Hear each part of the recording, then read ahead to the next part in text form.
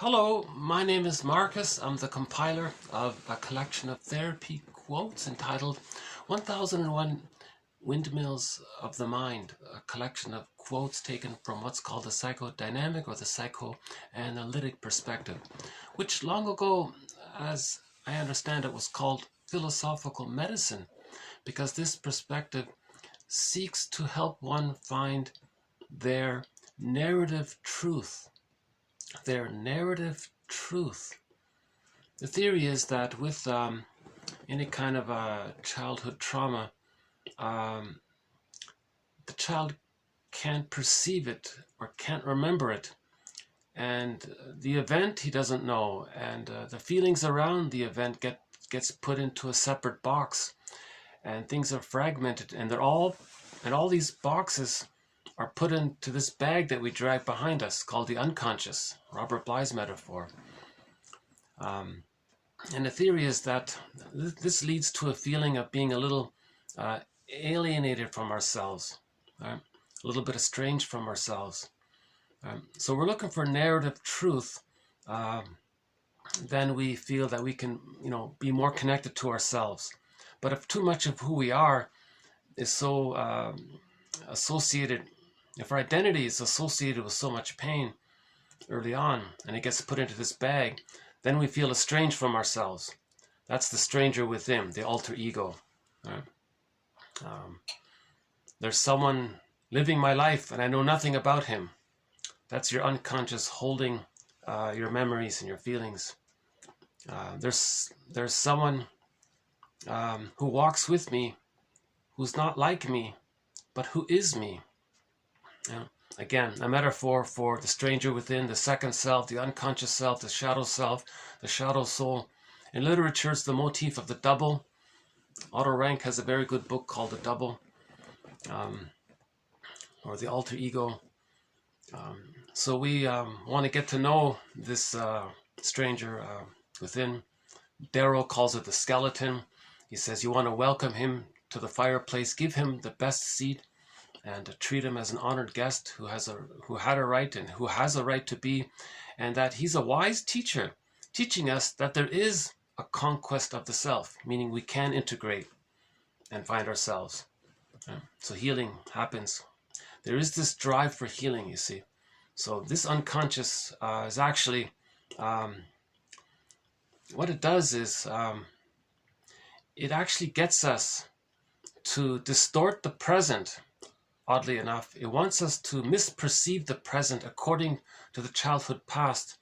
And it even wants us to think that maybe we can try to relive the childhood painful past in the present to see if we can get a better outcome. Now, we know that's impossible, but that's sort of how it's communicating to us. It's called parataxic distortion, transference, projection. And now with projective identification, you're very active. You're coaxing people to play the role of your shamed self or the role of the refusing parent, and you're trying to reenact the childhood scene with somebody in the present. Now this kind of behavior, which the unconscious is Burglar calls the unconscious the puppet master. So he's getting us to recreate the childhood scene. Now we consciously know that we cannot still travel back in a time machine and get a better outcome. But this effort by the puppet master to get us to restage the childhood scene, that's meant for us consciously to realize, okay, what happened to us in childhood. So the repetition compulsion. Now, by the way, the puppet master is going to do this over and over again until so he's creating a mirror. So repetition compulsion is the means of bringing the traumatic script, the traumatic schema, blueprint, stencil, whatever we call it, the working model that the child created, to consciousness. Okay. So, for example, if there's a memory of us being shamed when we were children, that means that there was a break in the relationship with the mother. The child felt shamed by that. Right? When there's a break in the interpersonal bridge with the mother, that means the child's original faith, original trust, basic trust is broken, that shames the child. So there's an image of the self that feels shamed. Now, that's painful. It's alive in there. It's timeless in there. That's the theory, that the unconscious influences us, that there is such a thing as an unconscious. Huh? So the unconscious forces, whatever, unconscious ego, is going to maybe get us to see that we have a shamed self within. But when something's repressed, the unconscious ego is going to make us say, to find some non-threatening substitute other, someone who can be like a substitute stand-in to represent our shamed self. It's always someone who's safe. However they're safe, they're a therapist, a friend, or, prejudice comes from there because newcomers don't have many connections and don't have much power, I guess. Maybe they're already traumatized and they're limited resources and they're struggling. So they're safe. So prejudice can come from there, actually. So whatever it is, the person finds some non-threatening substitute, safe other, and suddenly says how bad they are. Whoa. So that's the unconscious is trying to get the person. It's called projection. Projection. You attribute, you believe, you think, you see, you say, you fantasize that some safe other person, and then you make some excuse, of course, to convince yourself. So you'll pick any reason, doesn't really matter. It can be some super trifle, right? Some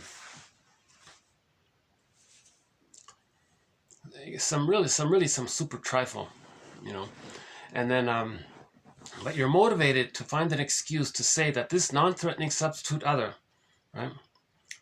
Remember, they're safe. Why are you saying they're so bad if they're so safe, right?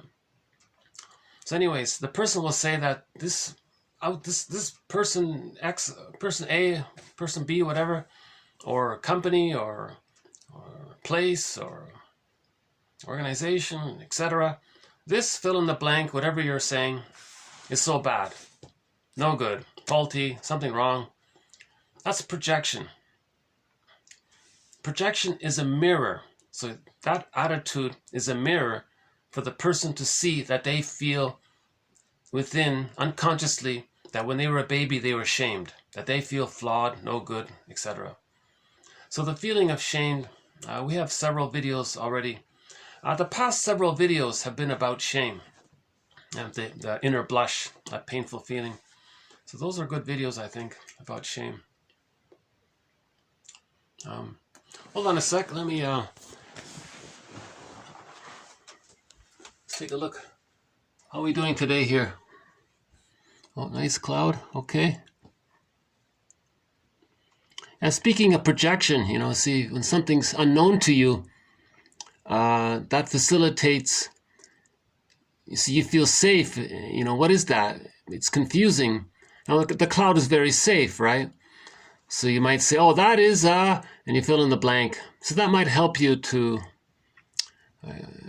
free associate. So sometimes people use free association through projective tests. But this collection of quotes, we're not really into that.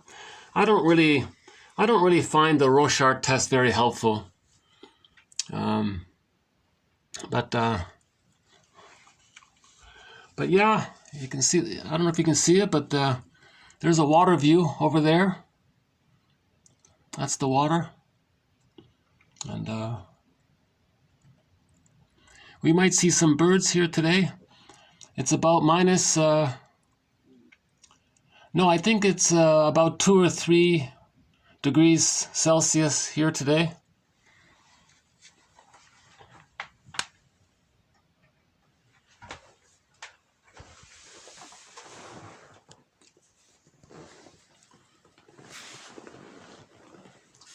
So there's this innate drive for healing.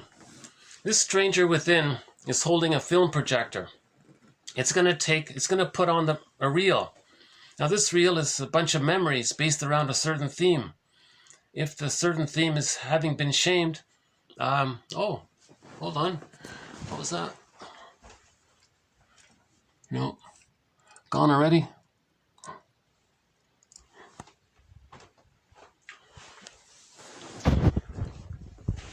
Thought it might have been something other than a crow or a seagull, but I'm not sure.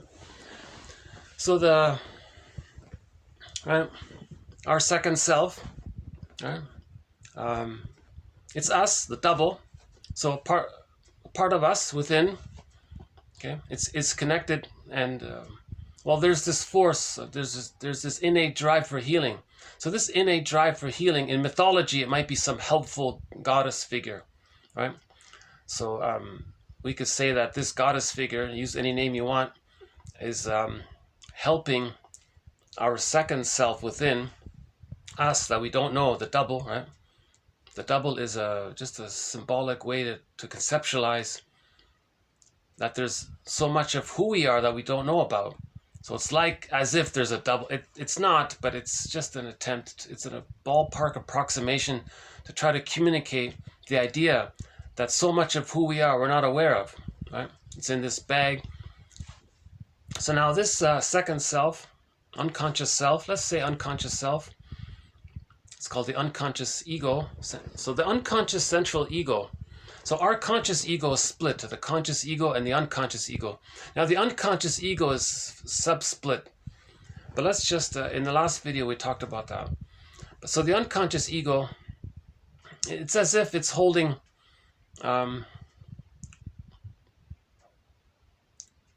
gets instruction from Athena or the healing goddess or something. Huh? And Athena says to the unconscious ego, put some aspect that's within on the film projector, and then put it out onto some screen, a person or a thing or so on. And then the person is going to have these opinions. So we look into the mirror, and through our judgments and our opinions and our prejudice comes from there, right?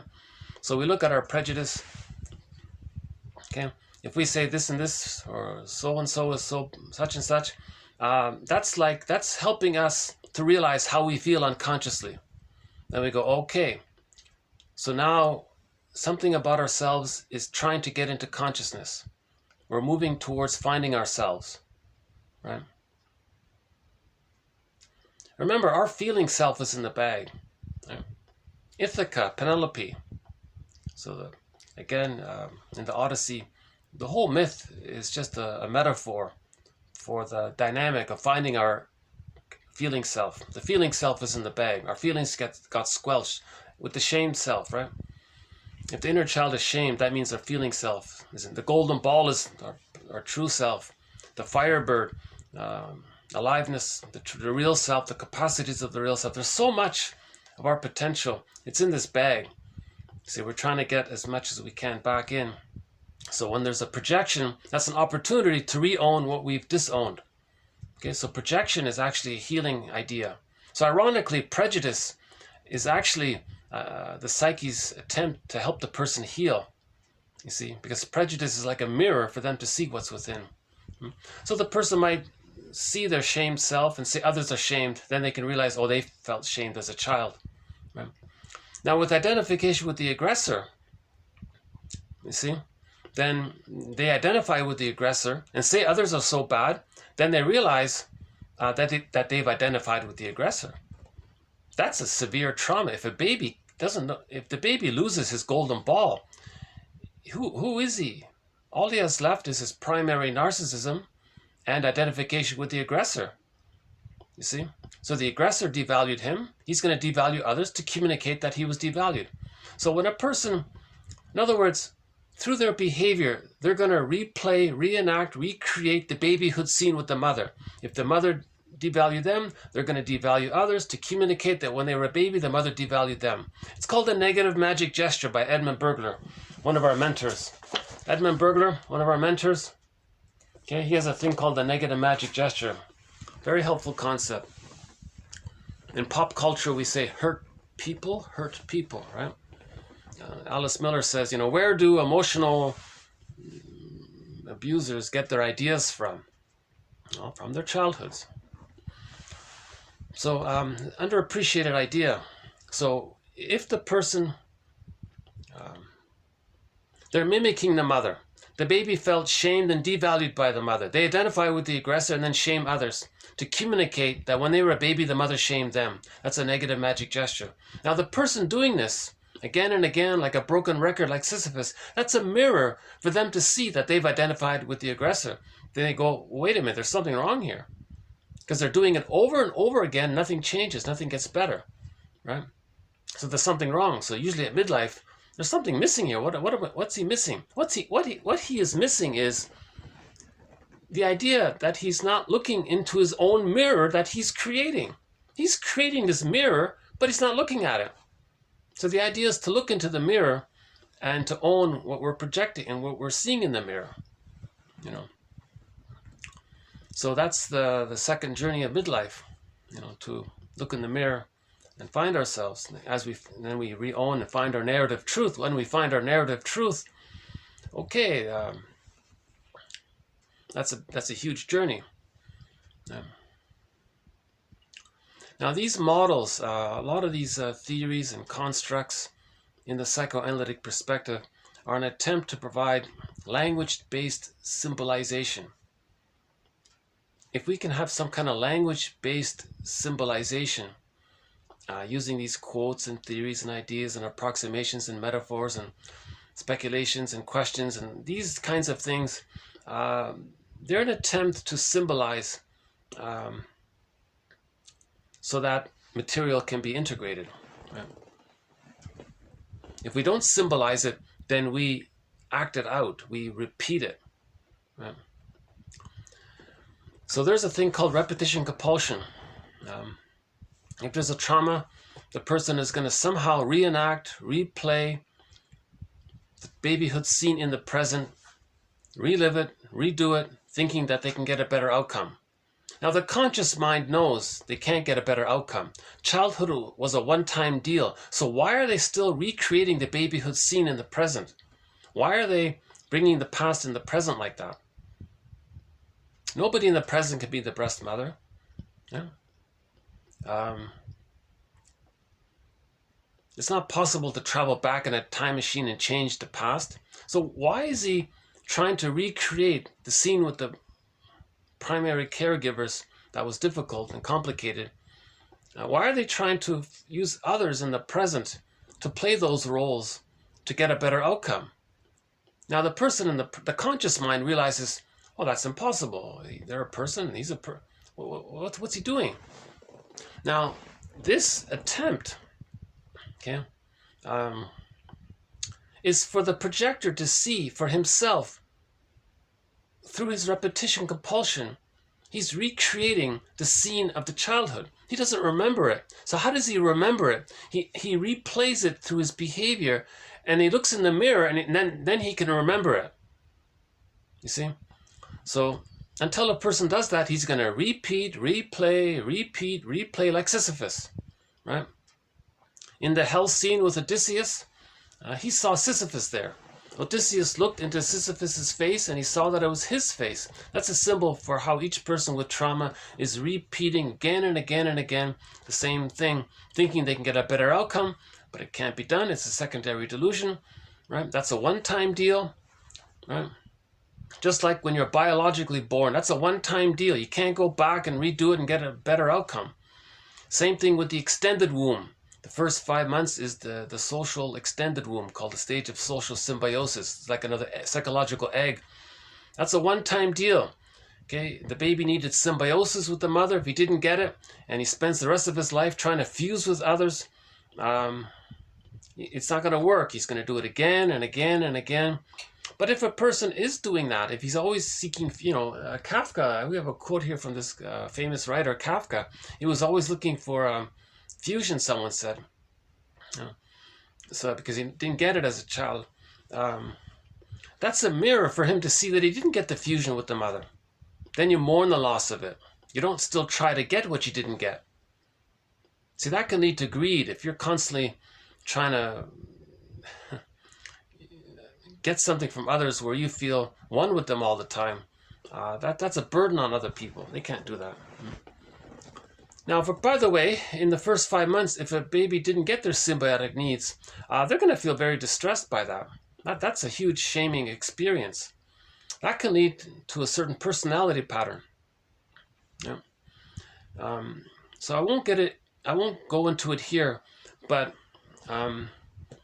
we have a thing called, based on Margaret Mahler's theory about the psychological birth. Mahler says that that the psychological birth of the baby doesn't automatically happen right with the biological birth, that the baby has to go through this process called the separation individuation process for the first 3 years. Right?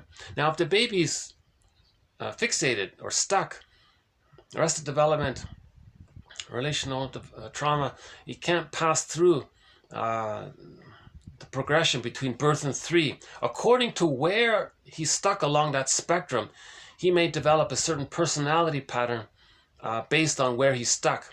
Now, all of these personality patterns between birth and 3, where he's stuck, that's going to be dysfunctional. Because he's stuck there, he's going to spend the rest of his life trying to recreate the so-called scene of the crime with the mother, with people in the present, to see if they can get unstuck and get a better outcome so they can resolve it. It can't be done. The idea is to be conscious of it. Okay, that's a huge relief. You see, if you're conscious of it, because if you're not conscious of it, you're going to repeat it like Sisyphus. Okay, so I won't, as I just said, I won't go into the different personality patterns, but there are a variety of dysfunctional personality patterns that spring forth based on where the fixation takes place. If the fixation takes place between birth and 5 months, where the child didn't get their symbiotic needs met, they didn't enter into the egg, or they were prematurely hatched out of the egg, you see, that's pretty shaming for the child. Right? So shame means the child, his basic trust was lost with the mother. He lost basic trust, that led to the shame. So if the trauma happens between birth and 5 months, that can lead to a variety of patterns. Iago, the hostile, provocative attachment style, the bully pattern, and several others, the symbiotic character, and several complicated personality patterns. Each one takes some time to go through. But in the case of the bully pattern one, they're trying to force someone to be a symbolic breast for them. But no lackey can be the symbolic breast for them. But go back to the baby situation. The baby would rather have a negative mother, or a frustrating mother, or an unsatisfying mother than no mother. So a person with the bully pattern will force someone to be dependent, to be afraid of them, and because then the lackey is always attentive to them and responds to them and is at their beck and call and does what they want, and they shine their shoes and hold their coat for all these kind, right? So the lackey is like the mother, always giving. And now the person with the bully pattern always hates the lackey, but they need them at the same time. So they're going to frighten them so that they don't leave them. The lackey doesn't need them, but he made a mistake and got hooked in because the bully terrorized them or something. So he's there. Now the lackey, so that means the bully pattern is all about power and control. All they want is power to control the lackey. So they seek power over to have control, because the lackey, they want to turn the lackey into a consistent, stable, secure, surrogate, substitute breast. Now it can't be done, so they're going to try again and again and again. So the bully pattern can be like Sisyphus. The bully pattern can be just like Sisyphus. They're going to use power and control again and again, over and over again, until one day they realize, oh my God, something's off here. This doesn't work. No person in the present can meet their needs.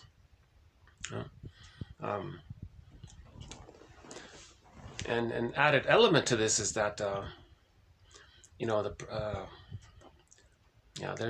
there's several other factors related to this. So I won't go into it. But let's say the baby does merge with the mother, is fused with the mother, but it's a negative fusion. Now, normally the baby, with the fusion, the baby would begin to differentiate. Remember the fusion? They're blurred there. It's called the stage of undifferentiation, the stage of fusion.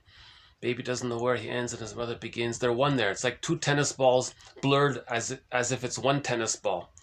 Now, at 5 months, the tennis balls are meant to begin the differentiation process. You see, that's what it is with the bully pattern and the other patterns between birth and 5. They need that symbiosis to differentiate. You see, if they don't get the symbiosis, they can't differentiate. That's why they're very angry.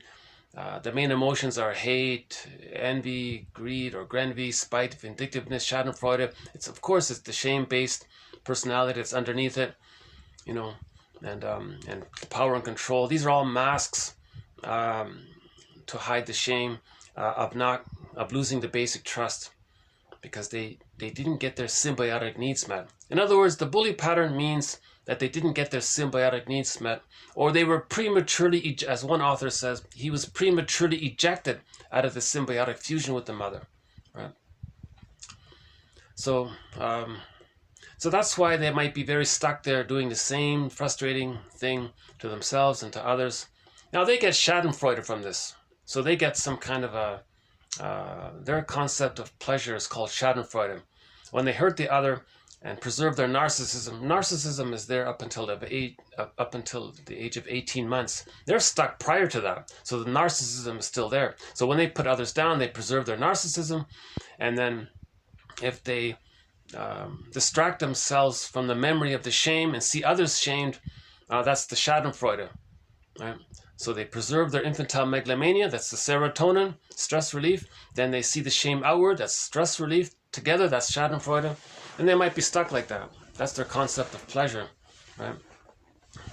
Preserving the infantile megalomania and distracting themselves by the shame of their shame by seeing others' shame. That distracts them from feeling shame. If they see shame outward, then that distracts them from feeling the shame inward.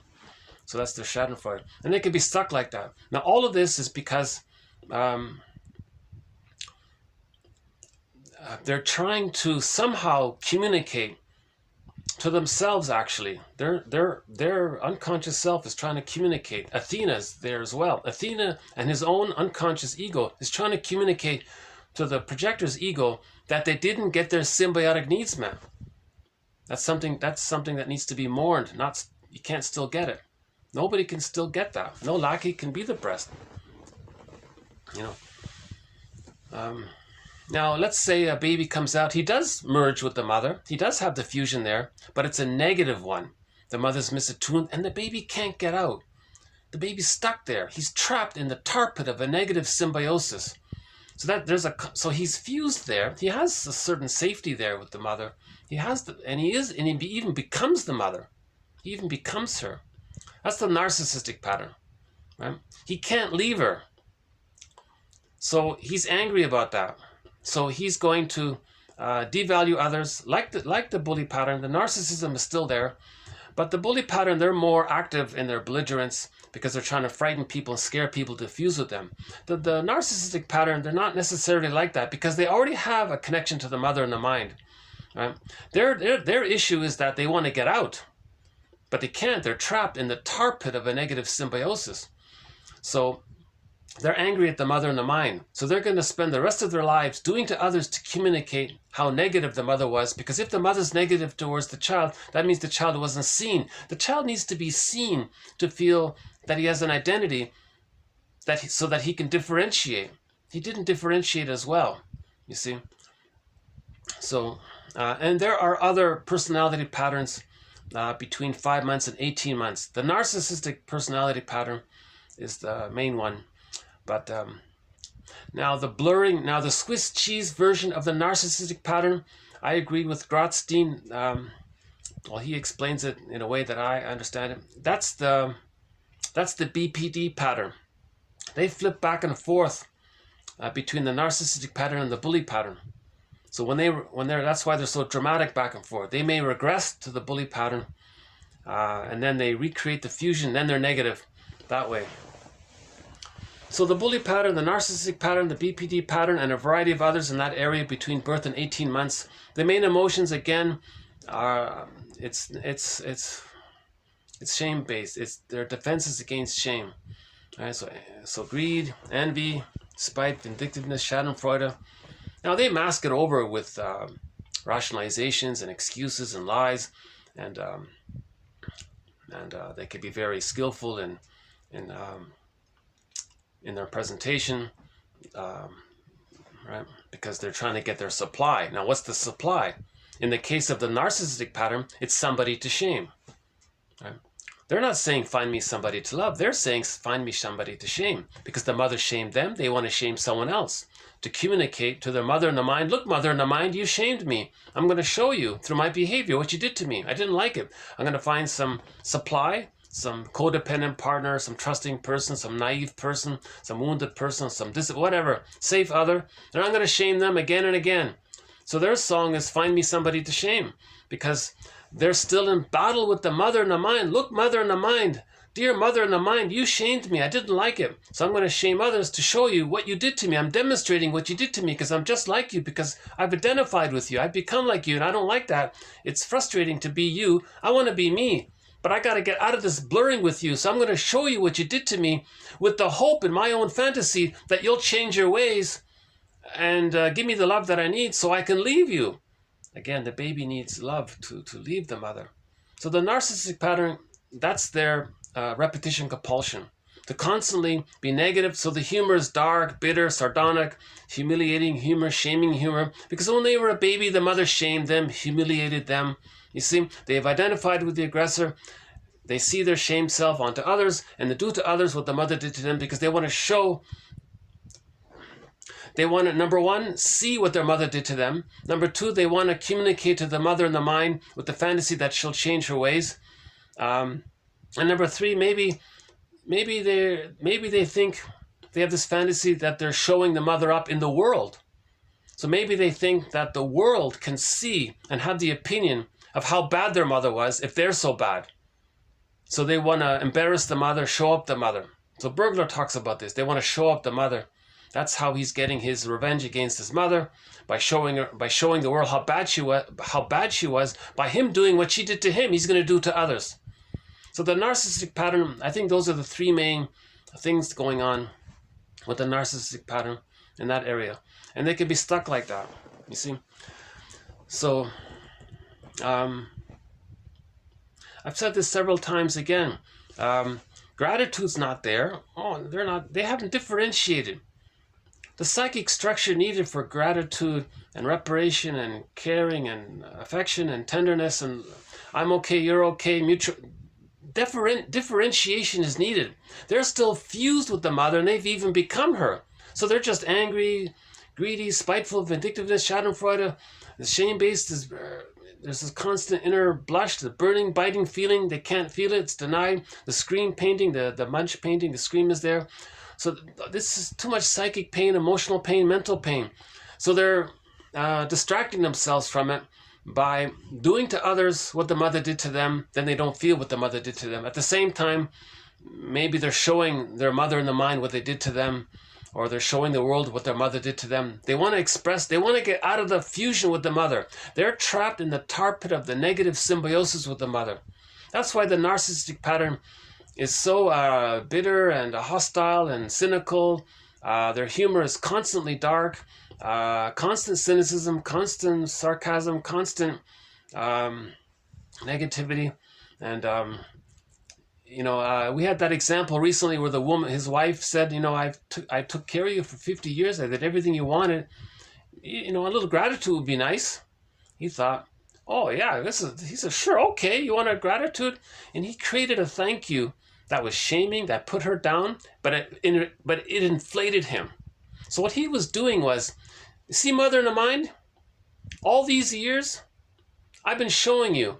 Now this time, the wife there, or the husband, or whatever, was vulnerable and wanted a little gratitude. I still didn't give it to them. In fact, I shamed them when they were vulnerable. Well, mother in the mind, when I was a baby, I was vulnerable and you shamed me. And I'm showing you again and again. So they're stuck spending their whole lives in the battle with the mother in the mind.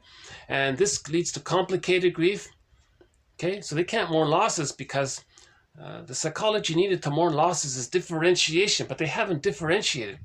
Okay, so if a person doesn't mourn losses, they can become a curmudgeon late in life. Very bitter, very stingy, miserly, grumpy, rude, all these things, right? Very irritable.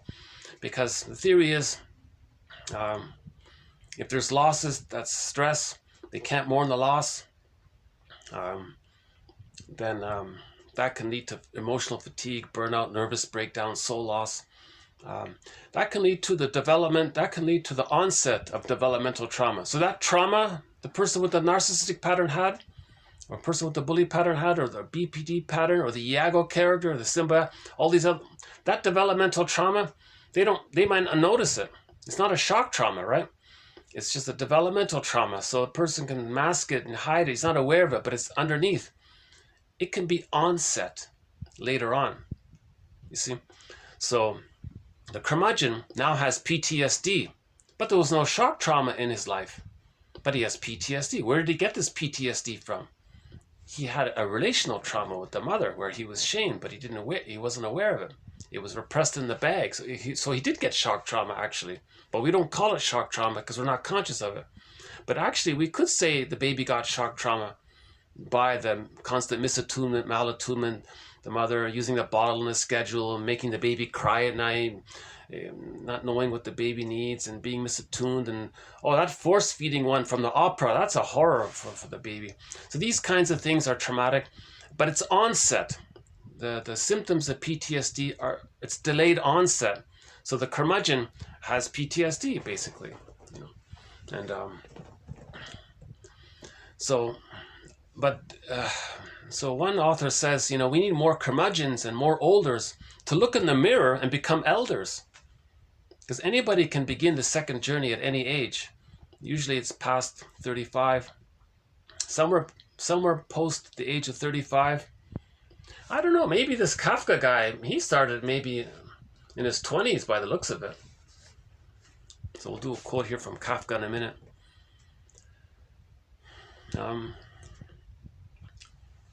So that's from birth to 18 months.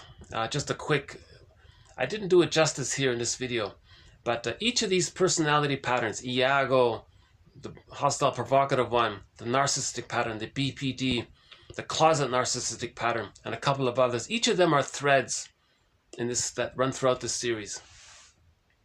Now if the child is loved up until the 18 months, if he is seen, if he does get his symbiotic needs met from birth to 5 months, he can differentiate. He begins to differentiate, and he's seen by the mother and accepted by the mother. He's mirrored by the mother between 5 months and 18 months. Whoa, the child has an identity now, pretty much. He's halfway there, not quite. He's halfway there. Now, when he's halfway there for his identity at 18 months, the primary narcissism dissipates. He no longer thinks he's a little god. Up until the age of 18 months, they think it's all about them. Others are just things to serve them, right? The baby in the womb thinks everything is about them.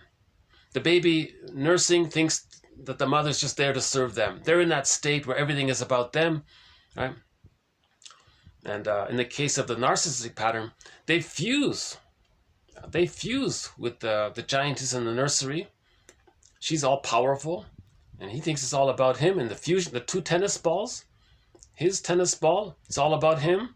The tennis ball of the mother, she's this goddess, this all-powerful, grand, omnipotent, right? So that's what, and the fusion is there. The narcissistic pattern thinks, that's why they think they're so important and it's all about them. They're operating out of that fusion there.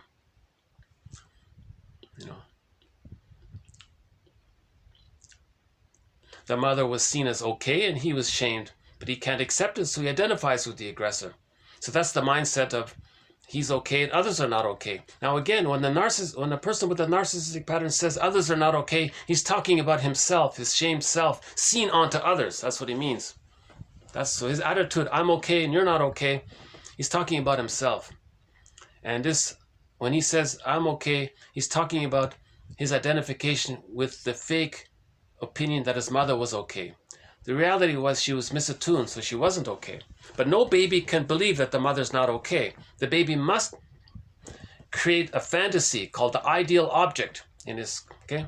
So the baby must invent a goddess image in the mind called the ideal object, and he thinks he's relating to this. Then he becomes this. But in reality, he's bonded to the other side, the refusing side. But he thinks he's bonded to the good side. Right? So the baby does splitting. The baby's relating to a frustrating mother he can't feed safely. So when he does feed, he thinks he's relating to a goddess mother. That's called splitting. That's a huge issue, this issue of splitting. Splitting prevents differentiation, you see. Now if differentiation doesn't take place, the person doesn't know himself, he doesn't have a psychological birth, he doesn't have access to the real self and the treasures of the real self. Okay. Now with differentiation, that means I'm okay, you're okay. There's separation there. He's a person, they're a person. Empathy is there, gratitude's there, reparation is there. You can feel badly, you know. And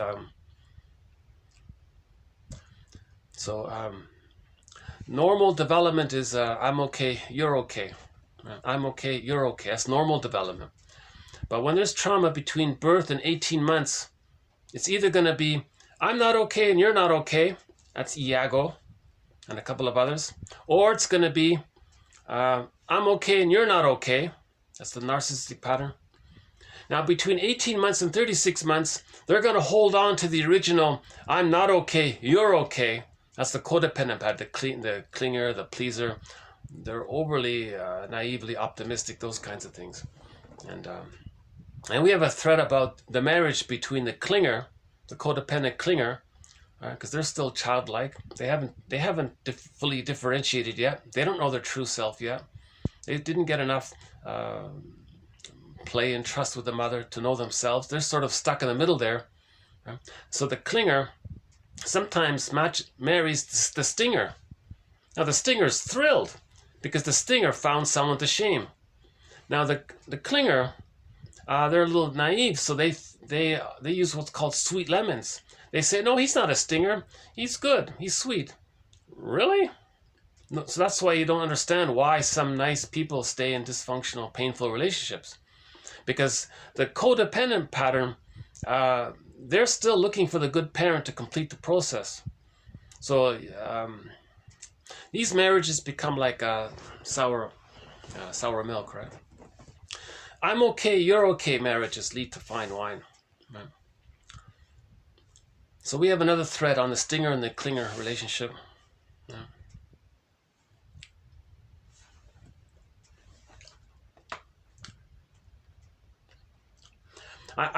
One of the dysfunctional things that I'm doing in my videos is that I find myself trying to cram in a lot of material in a short period of time, and I'm not sure.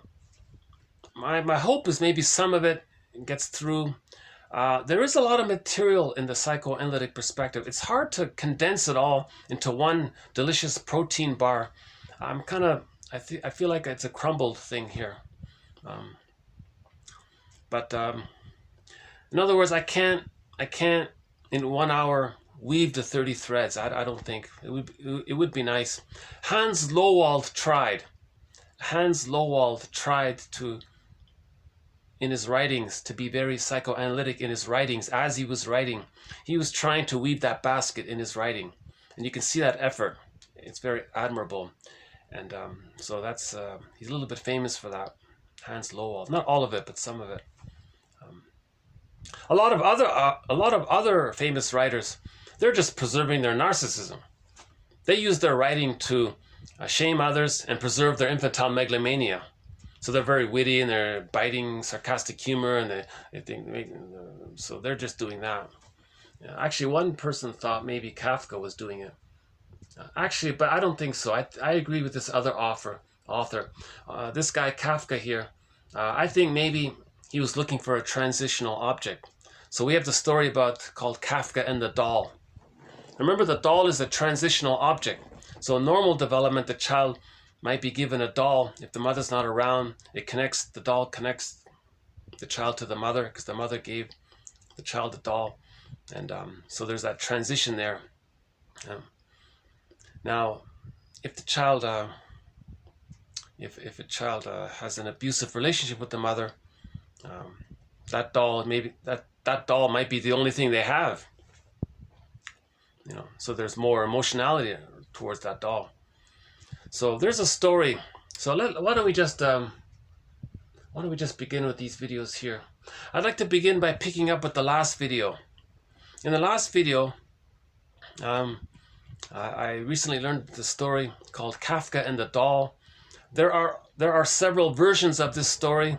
We don't know if it's a lot of Kafka stories are imaginative, partly based on reality, partly based on from his diary entries, where he's speculating and trying to find himself. Some of it's imaginal, some of it's from his dreams, some of it, he elaborates from his dreams, and then he mixes it in with fiction, and some of it's real. There's a kind of blurring there with him.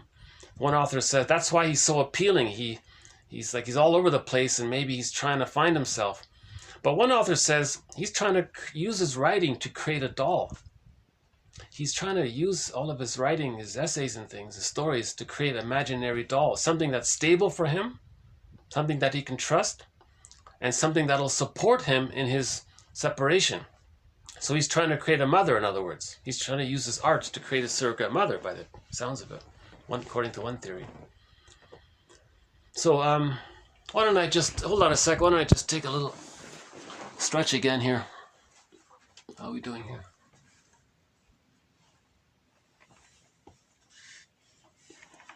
Yeah, that's nice. You can see the blue there, blue water.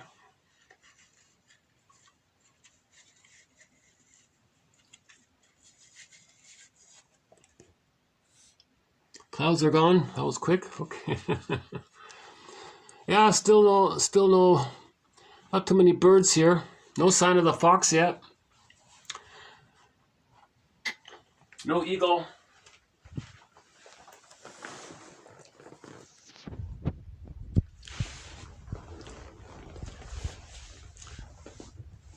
When I'm doing these videos outdoors, if I feel like I need to take just a short breather, I might turn the camera around and show you a bird flying by.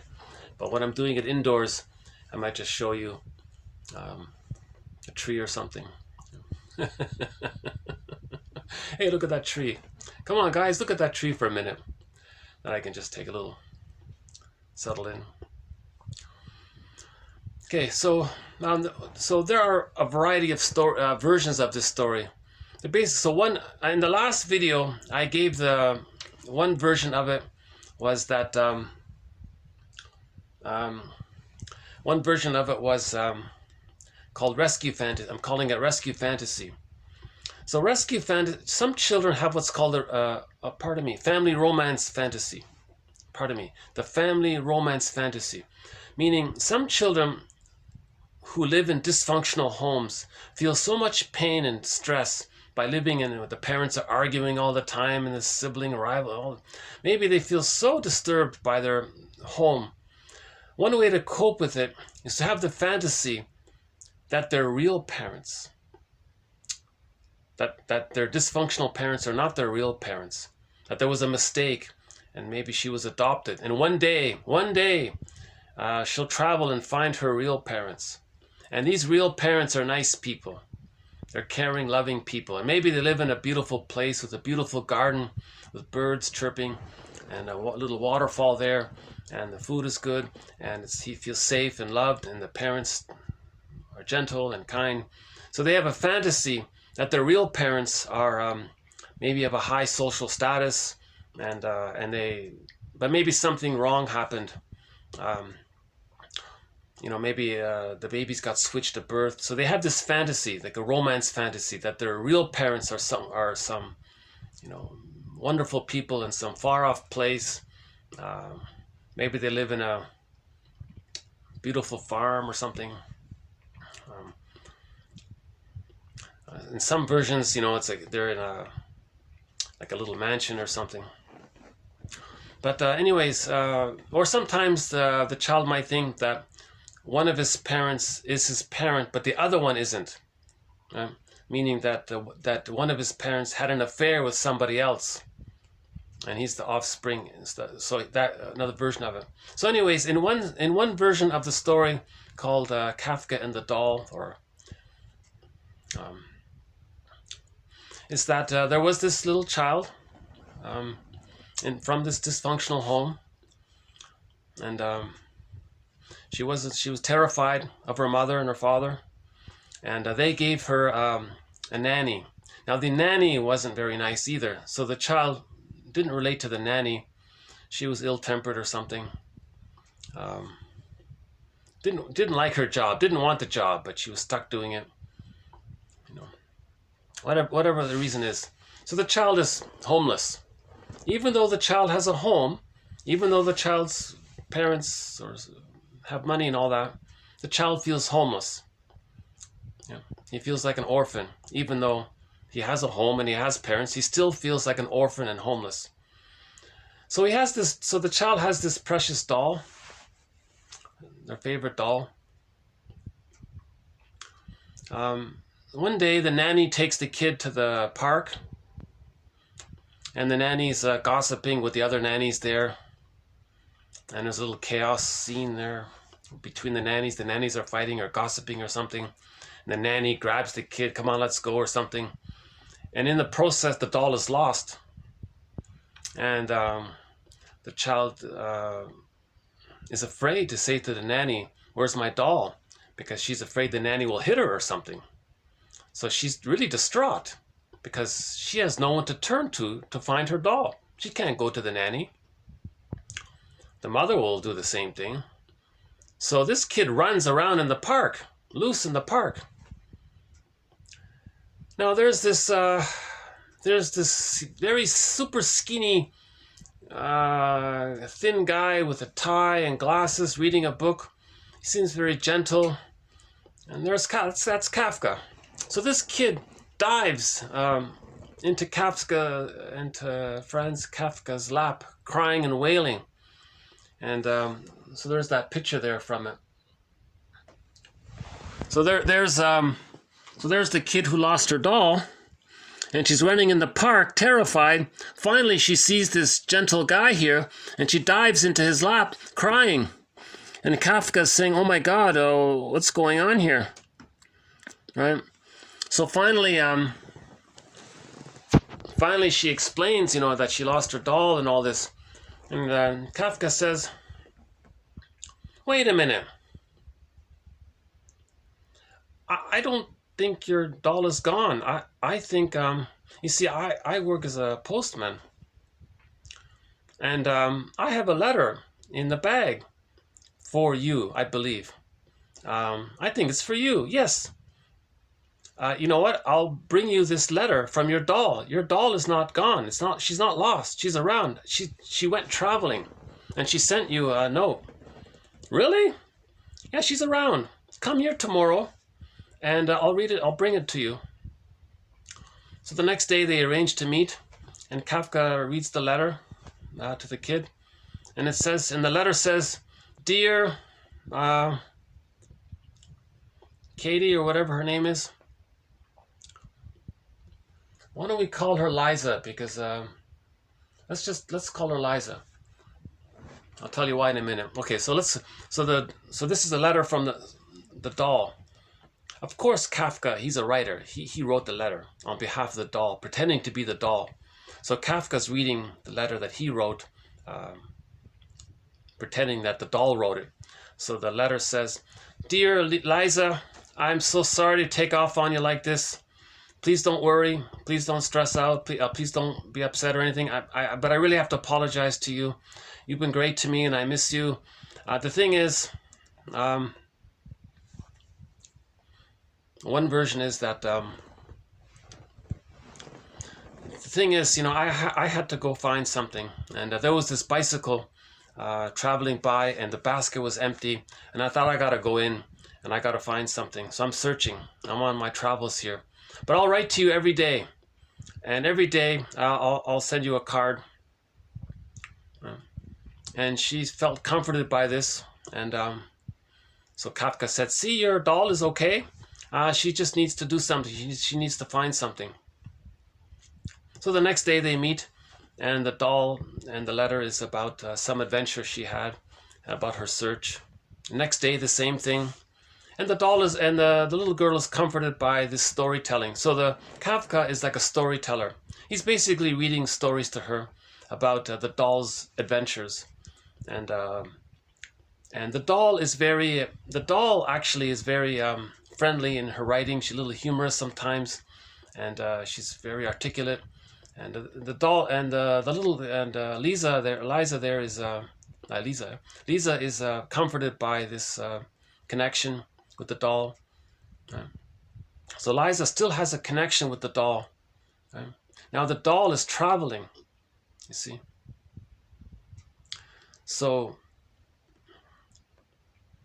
now this, okay, so in this version, this goes on back and forth for 3 weeks. Finally, Kafka says he has to end this, right? So Kafka says, your doll had all of these adventures. Think of it that the doll may have changed during these 3 weeks. So your doll went through some changes here. So I've got to go, but I'm going to give you a doll that's similar to the doll that you lost. And that Liza says, yeah, this doll doesn't look like my original doll. I know, you're right. It's just that, your doll changed. So this doll can be symbolic of how your original doll went through some changes. And after some time, she accepted the new doll. So she was okay with it. And then this scene can be used again. So here, after the 3 weeks, so you can see Kafka there's the new doll here, right? And you can see the girl is smiling, right? So she's happy.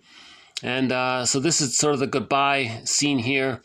And Kafka has a concerned look. Is she going to be okay? I think so. She got the new doll. She's smiling. She's saying thank you. So she's going to go on her way there, right? So, okay. Franz Kafka, the story goes, encountered a little girl in the park where he went walking daily. She was crying. She had lost her doll and was desolate. Kafka offered to help her look for the doll and arranged to meet her the next day at the same spot. Unable to find the doll, he composed a letter from the doll and read it to her when they met. Please do not mourn me. I have gone on a trip to see the world. I will write you of my adventures. This was the beginning of many letters. When he and the little girl met, he read her from these carefully composed letters of imagined adventures of the beloved doll. The little girl was comforted. When the meetings came to an end, Kafka presented her with a doll. She obviously looked different from the original doll. The attached letter explained, "My travels have changed me." Many years later, now grown, the girl found a letter stuffed into an unnoticed crevice in the cherished replacement doll. In summary, it said, quote, "Everything that you love, you will eventually lose. But in the end, love will return in a different form." Love will return in a different form. Right?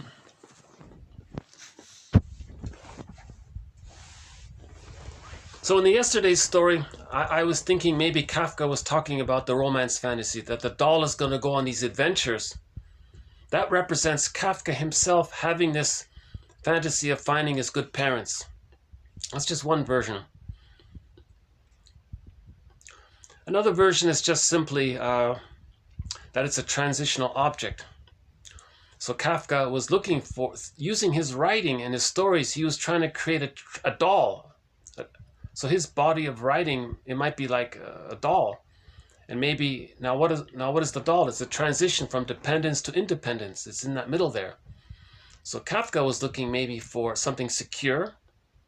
Okay, so his body of writing, that's secure. And then from that, he can let it go, right? He can move on, kind of thing. Now there are a few children's books about this, but you have to buy them. It's not available online. But I did find sort of a kind of quasi-adult version of the story done back in 1993. So I might just quickly skim it. But this seems to be sort of So I'm going to go through a version of this story by a guy named Guy Davenport. I know nothing about him. Just found it here.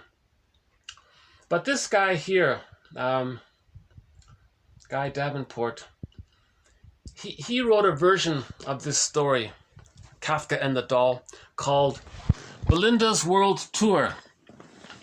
Okay, can you see it here? So Belinda's World Tour.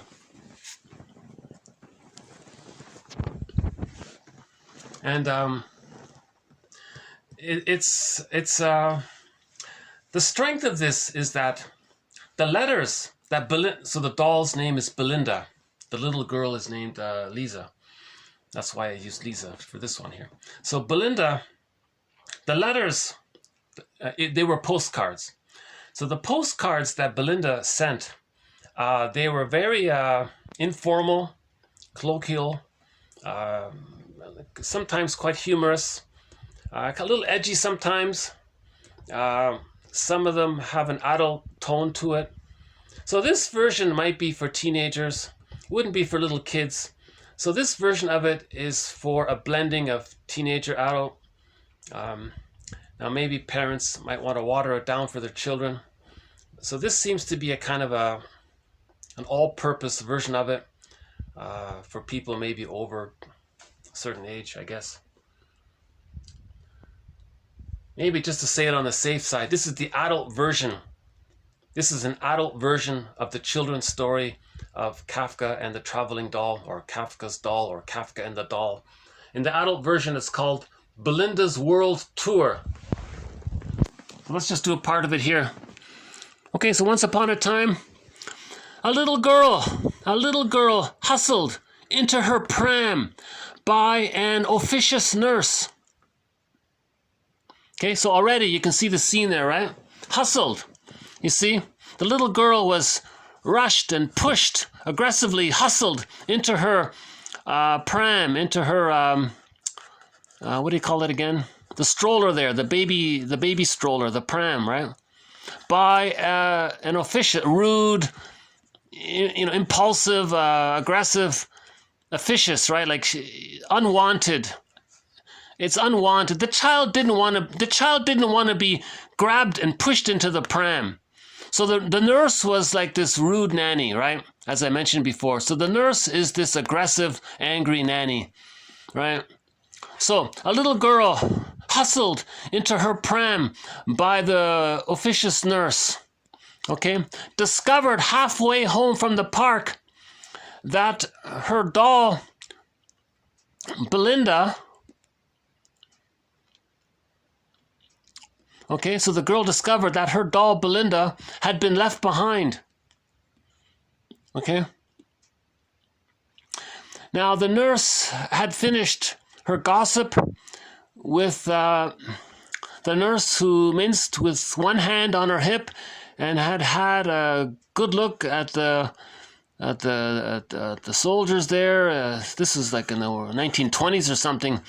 And they're creaking their boots, so it's a kind of a disturbing scene there, right? Who strolled in the park to eye and give smiling nods to the nurses. In other words, the soldiers were flirting with the nannies, by the looks of it. Okay, because she had posted a letter. So this flirting nurse, okay, so in other words, one of the nurses is flirting with the soldier and the soldiers. So there's sort of the backdrop here. Now the poor girl, what about the girl, Lisa? Her name is Lisa Vetta. Let's just say Lisa. Lisa had tried to talk, right? Now Lisa had tried to talk to a boy who spoke only in gibberish. And here was this big dog coming along. And now Lisa helped another girl put her shoes on. Now during this scene, that's setting the scene here. Okay. Now in the second paragraph, in this version of the story,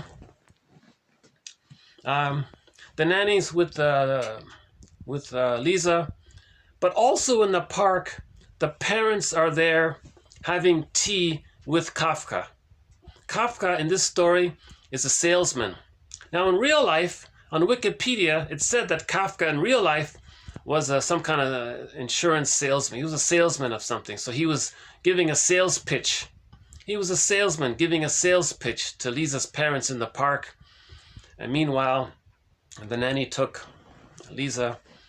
So that's the second paragraph. Okay, so Belinda, the doll had been left behind, lost. Now they went back and looked for her in all the places they had been. Now the nurse was in a state. Now the nurse was all upset. Lisa howled. So Lisa's now wailing and she's crying. She's howling, right? So she's very upset, right? Losing her only real attachment. Okay, that's the abandonment depression. That's the Edward Munch painting The Scream, right? So Lisa's very distressed. Now her father and mother were at a loss to comfort her. So that says something right there. The father and the mother. Lisa doesn't trust her parents. That's why she's so dependent on the doll. The nurse can't comfort the doll. As this was the first tragedy of her life, and she was now indulging in all kind of possibilities. So her imagination is running wild, I guess. Now her grief was the more terrible in that they had a guest at tea. Okay, so now there's someone from the outside watching all this, so there's more embarrassment. The family's embarrassed, the girl's embarrassed, because here's the salesman trying to sell some insurance, right? So now the salesman here, Kafka, he knows the girl's name.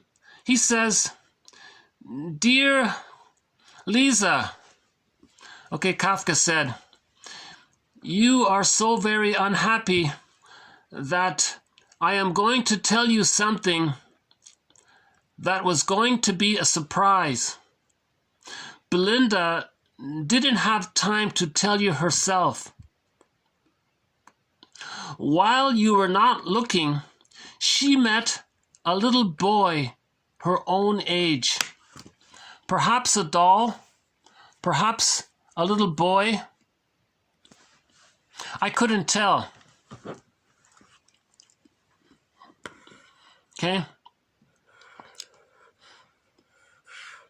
I couldn't tell. I couldn't tell who invited. Oh yeah, so the doll Belinda met another doll who was a boy. This boy, okay, it's called Rudolph. Okay, now this new friend that she made invited her to go with him and travel around the world. But he was leaving immediately. There was no time to dally. Belinda, your doll, had to make up her mind right away, right there and then. You know, such things happen, you know. Dolls, as you know, are born in the department store. Dolls are born in department stores. And they have a more advanced knowledge than those of us who were brought to houses by storks. We have such a limited knowledge of things. Okay, so Belinda did in her haste. So your doll asked me in her haste. She asked me to tell you that she would write daily, and that she would have told you of her sudden plans if she had been able to find you in time. Lisa stared. The next day, there was a postcard for her in the mail. Okay? And now, okay, Kafka reads the postcard. And this goes on every day. So every day there's a postcard. So I'll let you read the postcards. I won't go through them here. So she goes to Copenhagen. She goes to, rides a camel somewhere. She goes to the Grand Canyon. She goes to St. Petersburg. The bells are ringing. And in each postcard, Belinda details some of her adventures.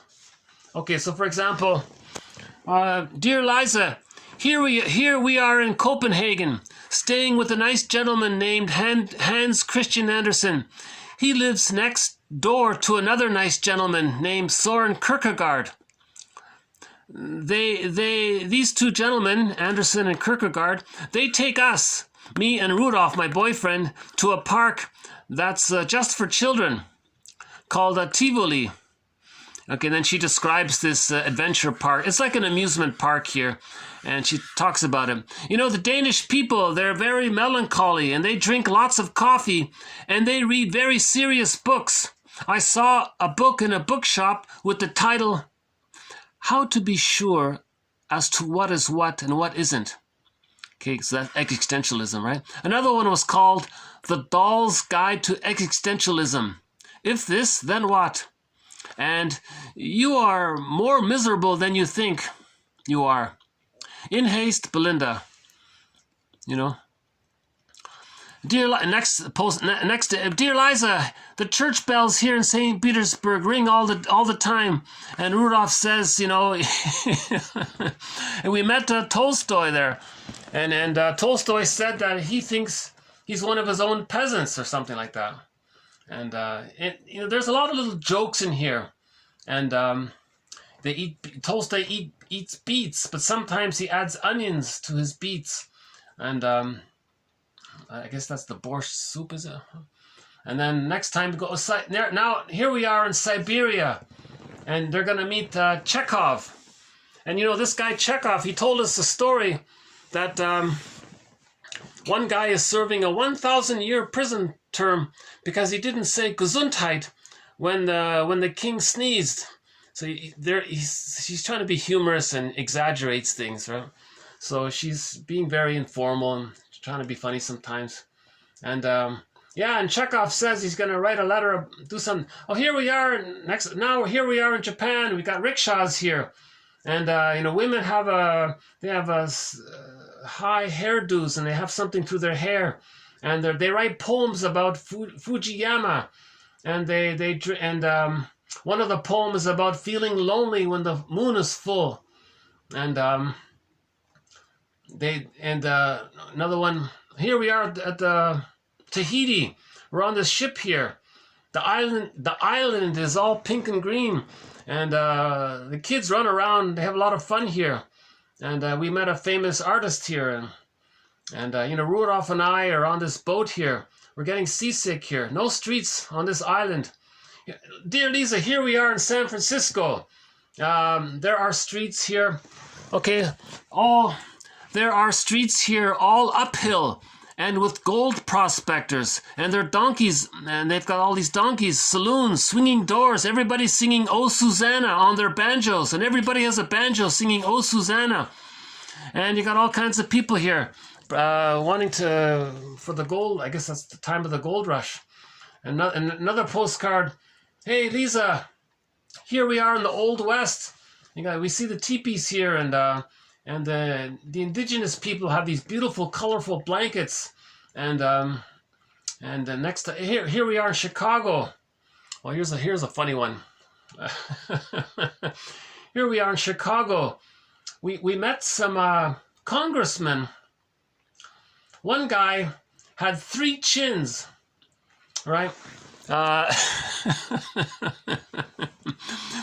He was fat, 3 chins, I assure you, and offered Rudolph and me $1 each if we would vote for him. When we said we were from Prague, he said he hoped we would start a war in Europe, as war is good for business. Oh boy, on to the next place. In haste, your loving Belinda. Okay, finally the last one here. Dear Lisa, how things turn out. Rudolph and I are married. Oh yes, at Niagara Falls, where you stand in line, couple after couple, and get married by a Protestant minister, a rabbi, a priest. You take your choice. And then you can go in a barrel. What fun here. And, okay, talks about Niagara Falls. Some things are there. And then, we're having our honeymoon here. And, dear Liza, I heard from your parents that my sister in the department store has come to live with you and will be your doll. Now, Rudolph and I are going to Argentina. You must come and visit our ranch. I remember you forever. Okay, you're Belinda, and so on. So the idea was, in this version, Belinda was a kind of mentor.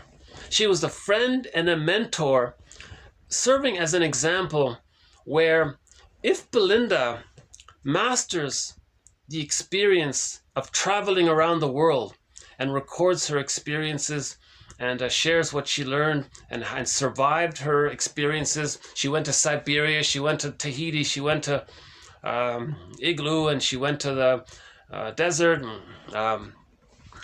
and met all through Asia, Africa, Europe, the Bells, and other places. That means she mastered traveling, right? So Belinda mastered something.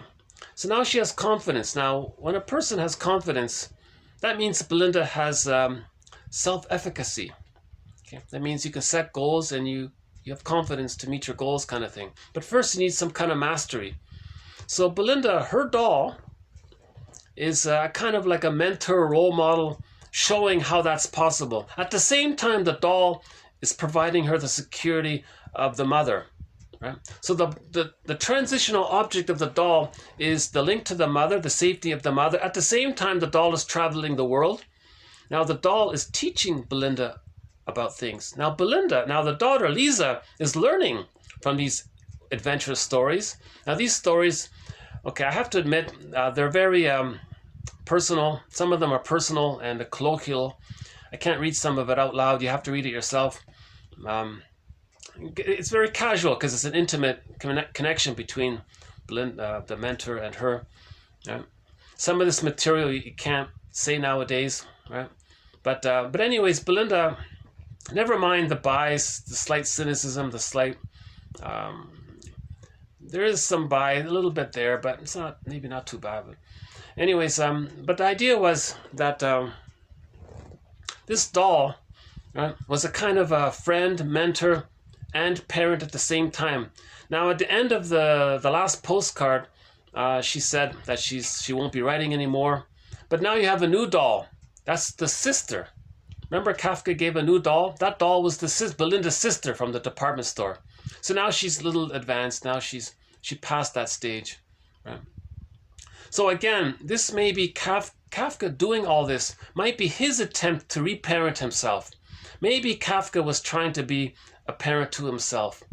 It's never too late to have a happy childhood. So maybe Kafka, through his writing, is trying to give himself a happy childhood by creating the story about the doll having these adventures. And this author here, Davenport, has an adaptation of it called Belinda's World Travels.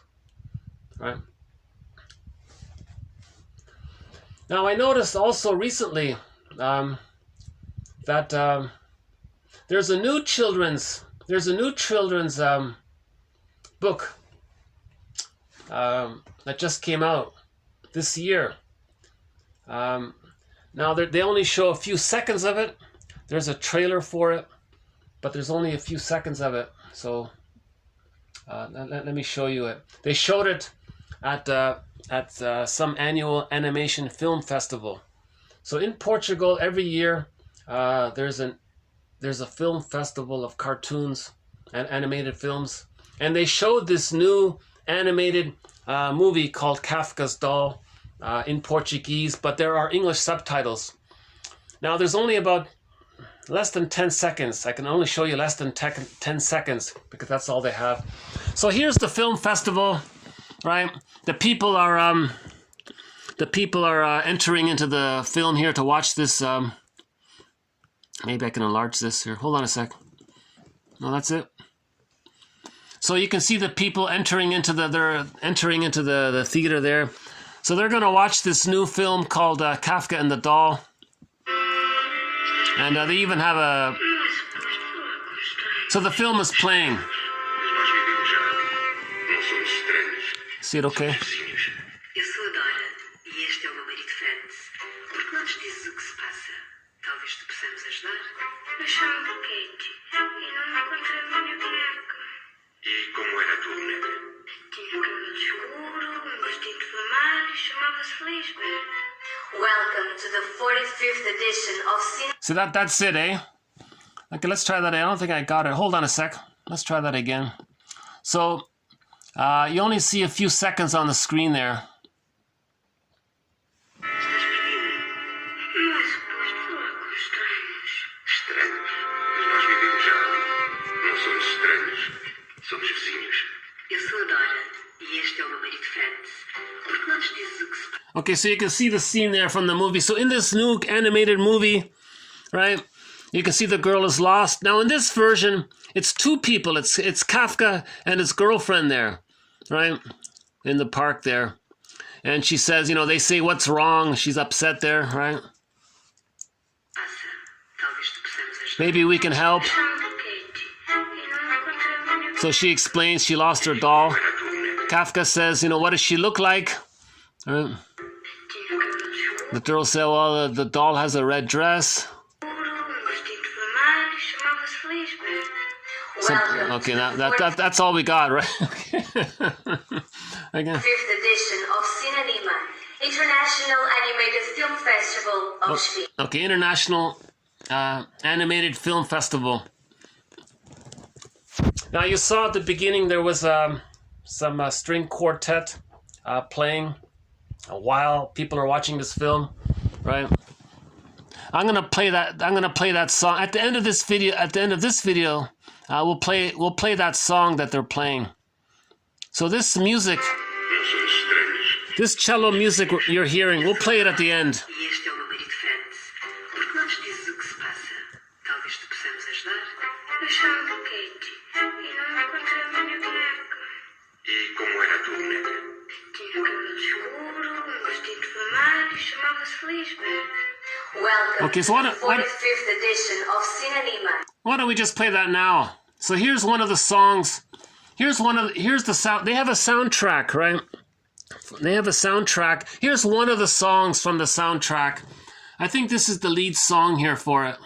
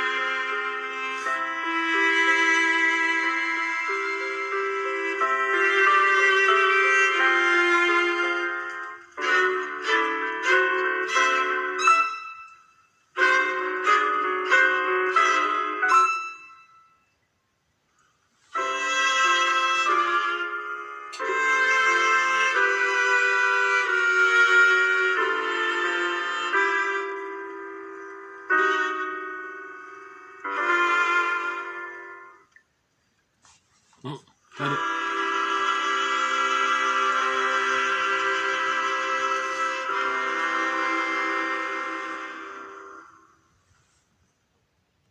Okay, I think that's it. Okay, okay.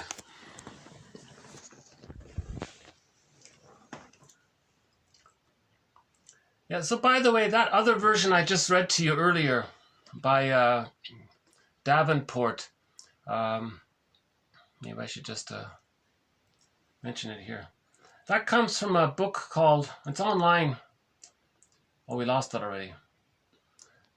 You'll find it. It's called Belinda's World Travels by Guy Davenport. His book, he has a book, it's a collection of short stories. So it's just one of his 10 short stories in his book. Something Green Fields or something. Greenfield or something.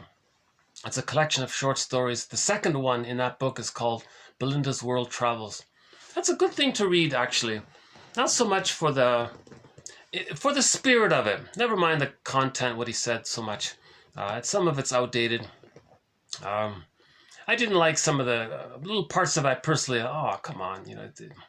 Is this writer a little prejudiced himself? He could have done a better job promoting love and acceptance. So a couple of the postcards I thought maybe were a little, could have been, it needs to be updated. I think, you know what I think? That's 1993. I think it'd be a great thing if somebody redid Belinda's World Travels in a Karen Horninian way, with full of heart and love and understanding, in a way that's inspiring and uplifting. That would be a bestseller. I'm confident that would be a bestseller if somebody did a Karen Horninian version of Belinda's World Travels. Yeah. Karen Horney is very compassionate and intelligent, and she's about the heart, all about the heart, holistic and about the heart. No prejudice, no innuendo, no snide remarks. None of the, you'll feel uplifted by Karen. So if there were a Karen Horninian version of Belinda's World Travels, one for children, maybe one for teenagers, and even one for adults, maybe even one for seniors, maybe. Yeah, I think there could be 4 versions of it. But okay, so that's everything I just said up until this point is TQ 2096. In the early 1920s, Kafka consoled a little girl he met in the park by writing dozens of letters to her, posing as her missing doll, recounting her exciting adventures around the world. Years later, the girl, now a woman, finds a note hidden inside the doll, given to her by Kafka. It reads, "Everything you love will eventually be lost, but in the end, love will return in another way. Love will return in another way." Okay, so I think that's it. You're going to lose love. There's going to be a loss. There's a mourning process. And then the rebirth. Then love returns in another way. Yeah. See, that's the stages of life. Yeah. You have the first love. Midlife, it's lost. After the midlife, you now relate in a new way, in a healthier, I'm okay, you're okay way. The first stage might have been based too much on transference love. I love you, you're perfect, now change. That's a kind of transference love. That doesn't work, right? Then you heal that. Then your new relationship is I'm okay, you're okay. So love returns in a new way, in a healthier way. So a lot of early love is dysfunctional, but love in later life is healthier. Right? That's the norm. Ideally the norm, right? Okay, a little bit more. Let's do some more about. Okay, so I'm going to stay on this issue of Kafka's work. So far in this story, I've only mentioned the story about the trial. So I've already mentioned a couple of times about the trial. So Kafka's main stories are The Trial, The Castle, and the other one I don't know about. But this one about the trial, I think that's the only one I know. I haven't read it, but just based on the commentary about it. It's just about this guy. It's a metaphor for unconscious guilt. So in the manifest story, it's a symbol for an internal dynamic. Right? Just like myths and fairy tales describe the inner world. So in the manifest, in the outer story, this guy is told that he's guilty about something, but he's not really sure what the charge is. So he tries to find out. So he goes into this elaborate bureaucracy of interviewing people and talking to people and getting shuffled around like a ball in a pinball machine. He's trying to clear his name. He didn't do anything wrong, but he feels guilty. So he's got to find out what's going on. What is he charged of? And then someone said, well, go back to work. Wait a minute, what's going on here? Yeah, you're still guilty, but you can go back to work in the meantime. So he's very confused about this thing about, it's called The Trial. The moral of the story was to heal unconscious guilt. So we feel unconscious guilty. We feel like criminals. All babies feel like criminals. They feel like it. It's not true. That's the thing. Okay. The baby creates a false belief or an existential conclusion that he's flawed around when he's shamed. Now, when he's shamed, that means he doesn't get his needs met. He may think, is there something wrong with him? Why did his mother abandon him? Is there something more? Did he do something wrong? Is he unwanted? Did he make a mistake? So he feels shamed. With that shame, he creates a false belief that he wasn't good enough for something. So there's some unconscious, we can say that's unconscious guilt. So everybody in an insecure attachment style unconsciously harbors some kind of unconscious guilt. Ellen is a good example. In the comic, Ellen there on the couch, she was talking about unconscious guilt. Yeah? And then she was replaying disappointments in her life to try to master the pain of her original disappointment. Repetition compulsion. Ellen had a disappointment in her early childhood. She goes through life creating disappointments in her life. Unknowingly, she creates disappointments because she's trying to relive the original disappointment with people in the present, hoping that people in the present won't disappoint her, but her expectations are impossible, so she's always disappointed. Yeah, so she's dealing with unconscious guilt. There's a book called Hidden Guilt. Now, the original title of that book, Hidden Guilt, by Engel and someone else, is called Invisible Crime, because the child felt that he committed some kind of invisible crime. The crime is he didn't save his mother. He thought he had to be good enough. If he were good enough, the mother would accept him, but the mother didn't accept him. Well, it's a misunderstanding. Maybe she did, but she was on the phone too long. The child felt rejected by that. So he came to the false belief that he's flawed, shamed, no good, guilt, and so on. So this short story called The Trial is a metaphor to address this issue. Now, the conclusion was, the moral of the story is to heal unconscious guilt, we have to specifically identify this issue of how do we feel guilty. Now, in the story, Mr. K, Joseph K is the character in the story. He just goes around. What did I do? What should I do now? Or do I go to work? Or how do I clear my name? And then he was always looking outward for answers. He was always looking outward. He wanted other people to tell him about his feeling of unconscious guilt. The moral of the story is he has to look inward to heal unconscious guilt. No one in the outward can heal his unconscious guilt. Right? So he's looking outward to people to help him heal his unconscious guilt. The moral of the story is you have to look inward you have to do what Ellen did. Ellen looked inward. Ellen on the couch there. Okay, so she's beyond the princess. Okay, so she's beyond the princess. Okay, she looked inward. That's called beyond the princess. She looked inward. That's being beyond the hero, beyond the princess. So she faced her unconscious guilt and grieved that. But in the story of the trial, he didn't do it. So the conclusion was so he didn't do it. That's the lesson. Right? So we have two quotes that I think are pretty good about this. Okay. So An outstanding example of a work of art written in symbolic language is Kafka's The Trial. The novel begins, quote, "Someone must have been telling lies about Joseph K., for without having done anything wrong, he was arrested one fine morning." Now, to be arrested can mean to be stopped in one's growth and development. Now, the manifest story uses arrested.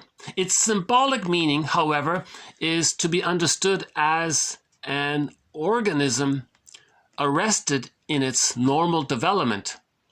Joseph K. has an awareness that he is arrested and blocked in his own development.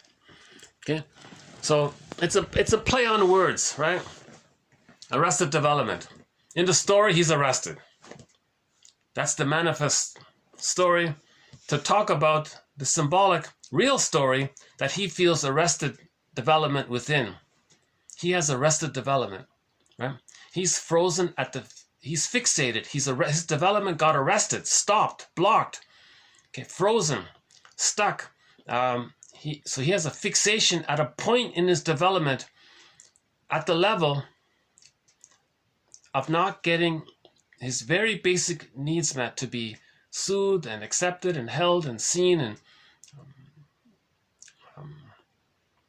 so on, right? He's fixed there, he's stuck there. Now, if a person's stuck there, he feels bad and shame. Right? Now that can lead to greed and envy and all. Then we have greed and envy and power and all that to try to deal with that. But he's stuck there.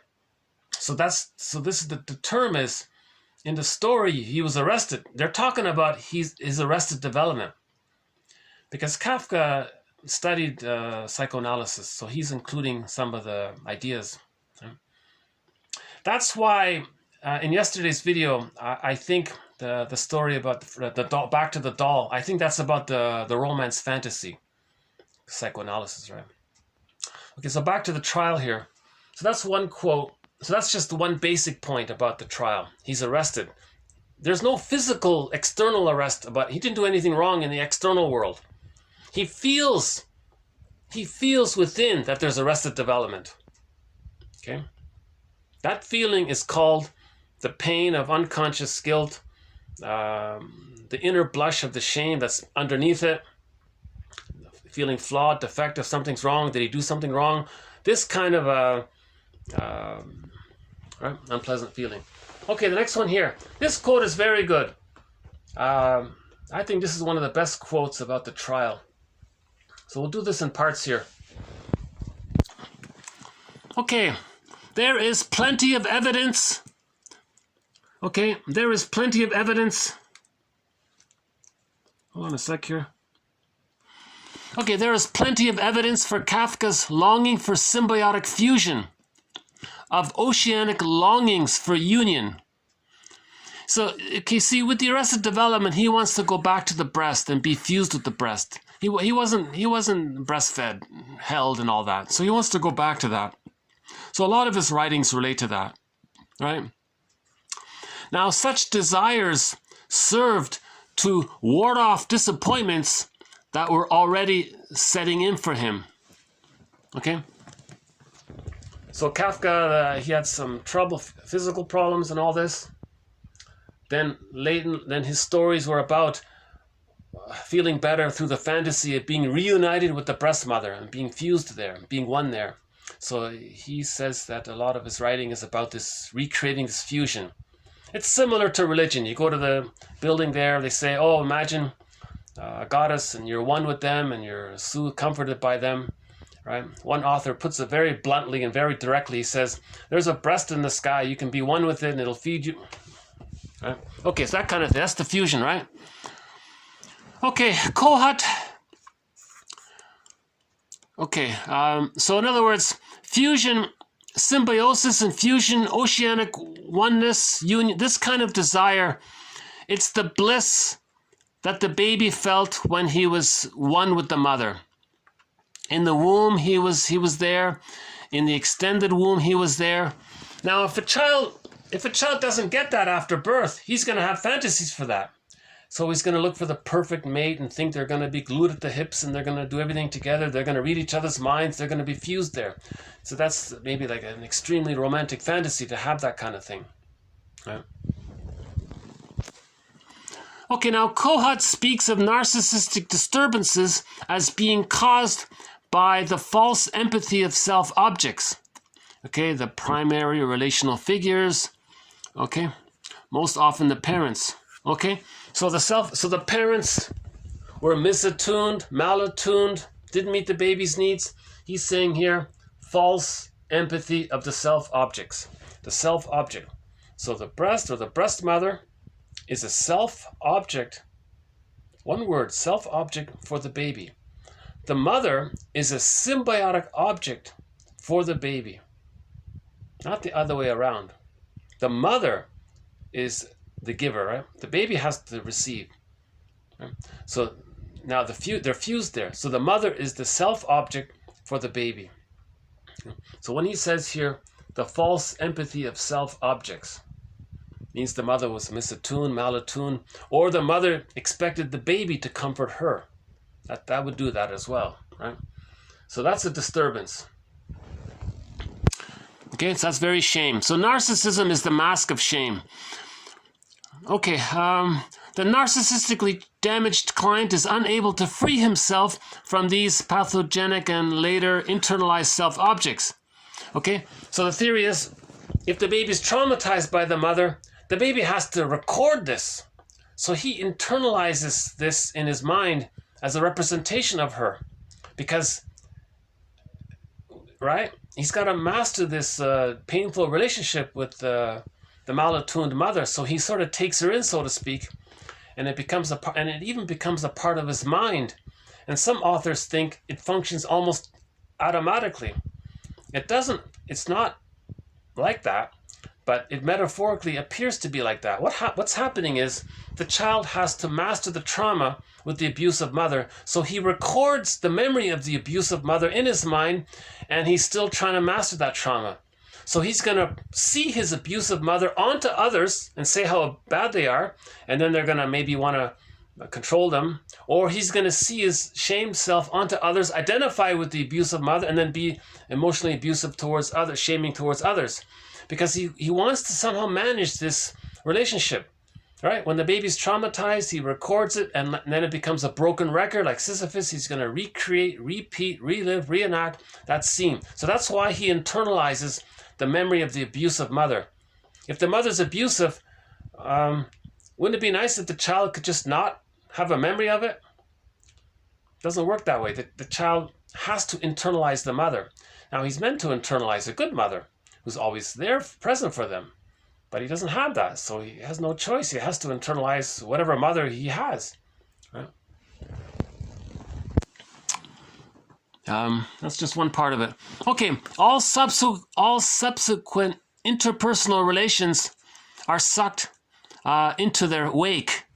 Okay, so that's an interesting one, right? So he's got a relationship with his mother in the mind.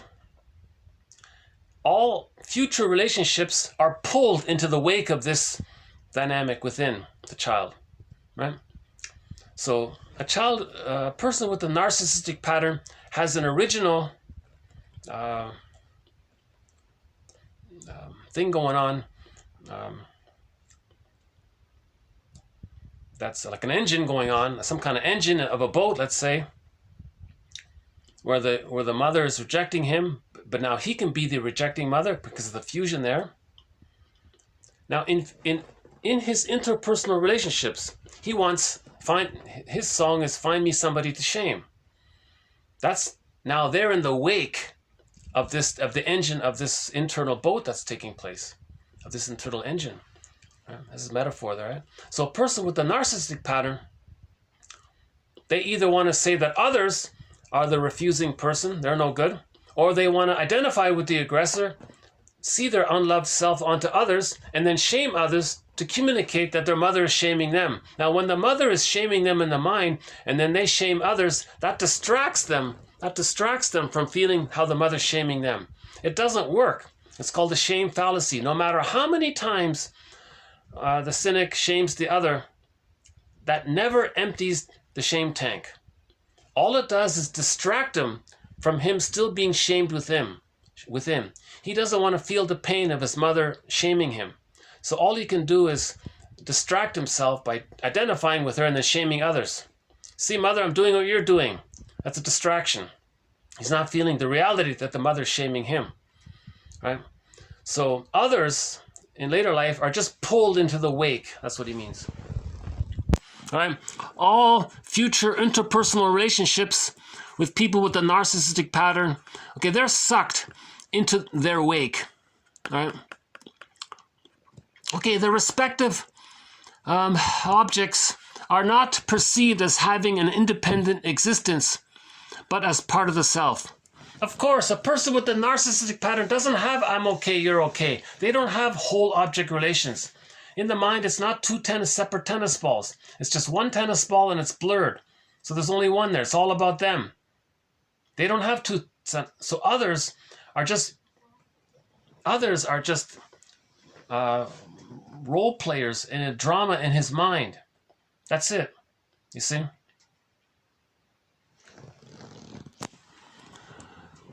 Okay, he asks a question here. Was Kafka's creativity nourished mainly by self-grandiosity out of a lack of narcissistic mirroring? So one question was, maybe all Kafka is doing is just inflating his grandiosity. Look how witty he is and playful with his words. Look how impressive his vocabulary is and all these witty things he can say. Maybe he's just reinforcing his one-up position. But I don't think so, because I think it's that earlier thing that we said. He's trying to self-cure. He's using writing as an attempt at self-cure. He's trying to cure himself. He did read psychoanalysis, so he's trying to self-cure. Right? He quit. Yeah, see, Kafka quit being an insurance salesman, right? And he went into the writing afterwards, right? Okay, the inability to mourn, and thus the inability to gradually, and thus the inability to free himself from the primary objects in order to enter into new object relations, seem to determine his behavior. Okay. So his narcissistic behavior, fear of intimacy, he can't love others, he never got married. He had what's called a Madonna whore complex, right? He thought women were either idealized, amazing, but he couldn't get romantic. He couldn't be in a close relationship with them. That's the mother side. Or he thought women were very in a low position, right? So he had this split that women are either goddesses or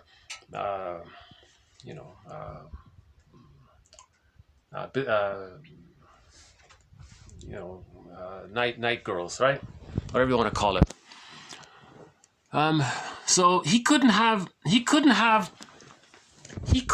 an equal one-to-one mutual relationship, as he's a person, she's a person, and can it be equal, and can they share, can they make I statements, can he accept her and care for her as a person and still be interested in her, and can she have it, and is it mutual? Or does he lose interest if a girl is interested in him and think and have this ability that if he respects her, then that's the mother he needs, and he can't be too close to his mother, so he can't get too close to her. But if somebody is the opposite of his mother, and there's no intimacy there, maybe he can operate that way, kind of thing. So he couldn't have an I'm okay, you're okay relationship. So this stems from this issue here, right? This stems from his inability to free himself from the fusion with the rejecting mother. So he has an imagination of his mother rejecting him, and he's fused there. So he can't mourn. He can't mourn. He can't leave it. If you mourn it, then you differentiate. But he didn't mourn it. You see, so his dysfunctional behavior is in relation to his inability to mourn, thus his inability to meaning his inability to free himself from the imagination of his mother being so rejecting. Okay, so again, the more unavailable the mother is, the more rejecting she is, the more the baby needs her, the more he clings to her, so the more he's fused with her. Now, so the fusion is there. He has to try to differentiate, and that's the mourning process. But to be able to mourn, but to be able to differentiate, he has to heal that split. Right? So just mentioned mother whore split, right? In the book they call it the mother. I don't like using that phrase, but so all good, all bad. Goddess and let's use goddess and demon. Goddess and demon split. First, he's got to heal the split, right? Either or thinking, all or nothing thinking, prejudice. He's got to heal prejudice. That something's all amazing. Something. He's got to heal these extremist opinions, right? He's got to heal these kind of extreme judgments of people being so amazing or so devaluing, right? So he's got to heal the splits, because the devaluing side, that's how he feels in relation to his mother not meeting his needs, and he's identified with her. He projects her or him onto others. So he or others are either all good or all bad. That's the splitting. He's got to heal this issue of splitting, bring the two sides together. So we have one quote. The author says, all what healing is about is to face unconscious ambivalence. Right? The truth will upset you free. The mother isn't a goddess or demon in your unconscious fantasy. The mother is one person. Right? So you got to forgive her. See, again, the baby creates exaggerated images in his, it's called primary process thinking, archaic way of thinking. Myths and fairy tales describe this archaic way of thinking. Myths and fairy tales are metaphors for babyhood trauma. The mind of a baby, okay, it's traumatized, the traumatized psyche of a baby.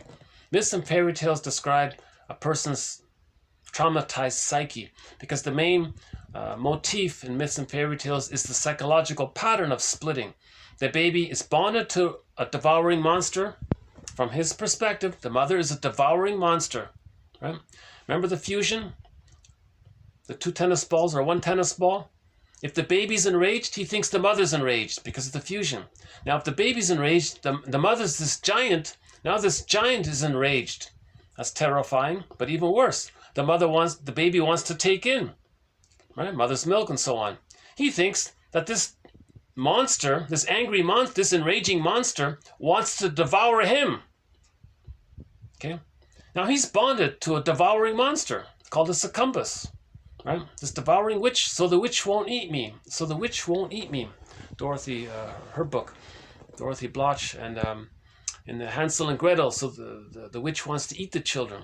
So this is how the baby perceives his mother, a devouring monster.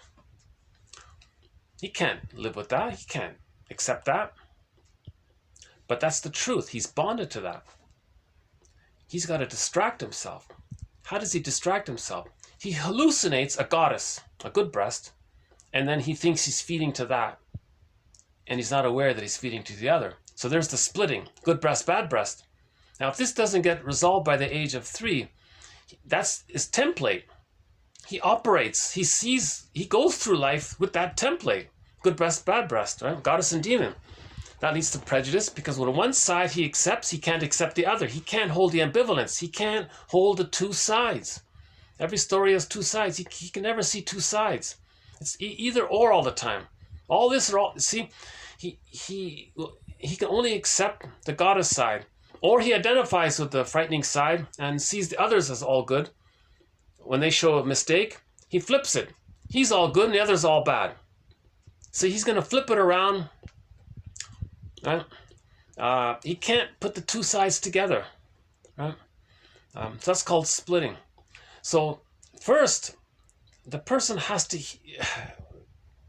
work to bring the two sides together. Right? Then that's a whole. Then he can differentiate. Then the two tennis balls can differentiate. You see? So that's the working through process. It can take 20 years to do what I just described. 20 years. That's called the second journey to do that. That thing takes 20 years. 15 if you're lucky, says Robert Bly. But on average, 20 years. Odysseus, it took 20 years. Okay, Chinnon's books talk about it. Alan Chinnon. You can read his 4 books about it.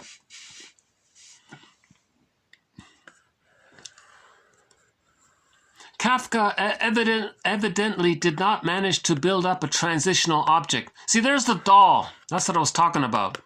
Kafka didn't manage to build up a transitional object. See, I think someone said, you know, his writing might have been the teddy bear, the doll or the teddy bear, right? He didn't succeed. He was in the process of it, maybe. In the sense of a creative unification of contradictory urges. See, a creative unification. See, the doll was a creative unification. The doll was a secure base, and the ball demonstrated separation, individuation, autonomy, mastery, self-efficacy, self-agency, right? So the doll was a creative unification of both. His needs for dependency, his needs for mother's love, and his needs to leave mother and be himself, right? To integrate his need for dependence with his need for autonomy. Okay, so that doll, Belinda, represented both dependency and autonomy.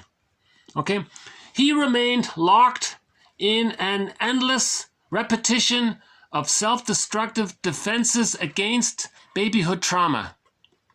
An unbridgeable he remained stuck in the repetition compulsion of the trauma and unbridgeable disturbances of communication that resulted. Okay, so he never managed to heal the splits, in other words. So he didn't succeed, put it that way. He tried. He was brave and he tried. And his efforts to try to heal is very appealing to many people. Right? So his stories are his stories are popular. And yet, insofar as it could be converted into writing, his repetition compulsion did not have the senseless, unvarying character of traumatic neurosis.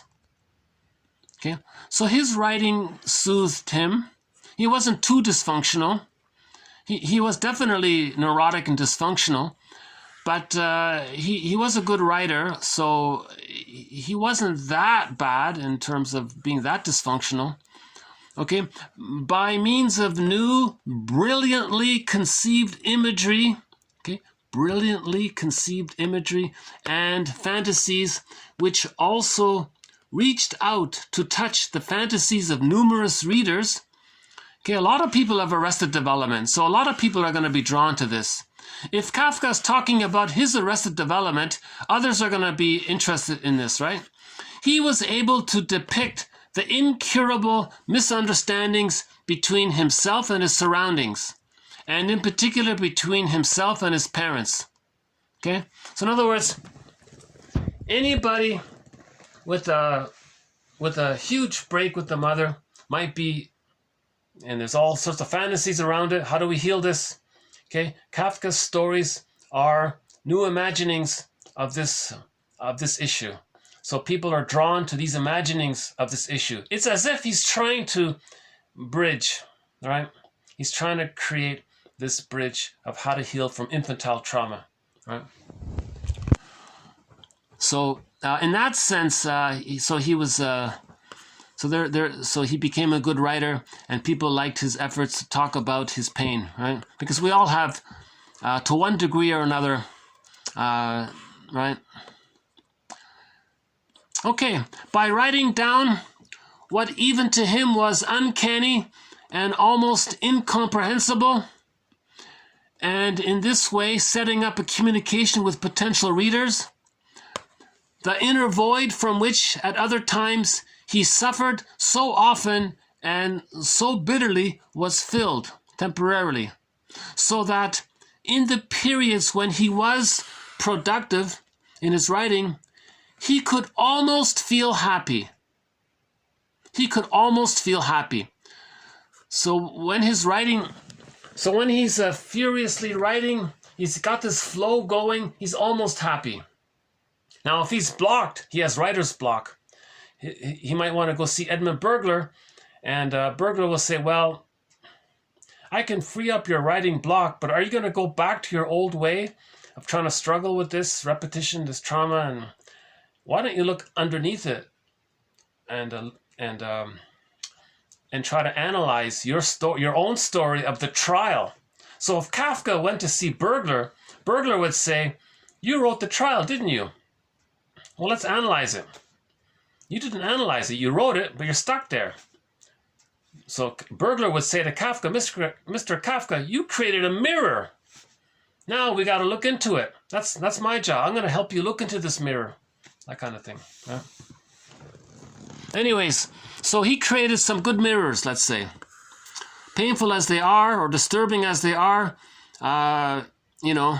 And his point was that Kafka would have these dreams and nightmares, and he would write it down, and he would mix it in with things in reality.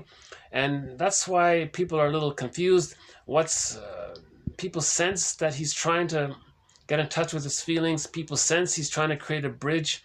And that's what healing is about, is we're trying to find narrative truth. So Kafka was trying to find, I err on the positive side with him. I think he was trying to find narrative truth. Right? But I got to admit, he did ask the question. It is possible. All he did was just show off. Maybe he just wanted to show off. Hey, look, everyone! I have these witty, you know, some cynical writers are just showing off their witty little things. Their joy is just showing off their witty little sarcastic comments. That's it. That's all they want to do. So their writing is a defense mechanism. What's the defense mechanism? The defense mechanism is to stay in refuge, protect. They're taking refuge in the infantile megalomania. Cynicism gratifies infantile megalomania. When the baby's traumatized, he has infantile megalomania. Now, a defense mechanism is to stay in his infantile megalomania. So some writers might just say all these shaming comments, witty, humiliating comments. He's just taking refuge in his defense mechanism. So some writers, that's all they're doing, is they're just taking refuge in the defense mechanism of shaming others to preserve his narcissism, and that's all he's doing.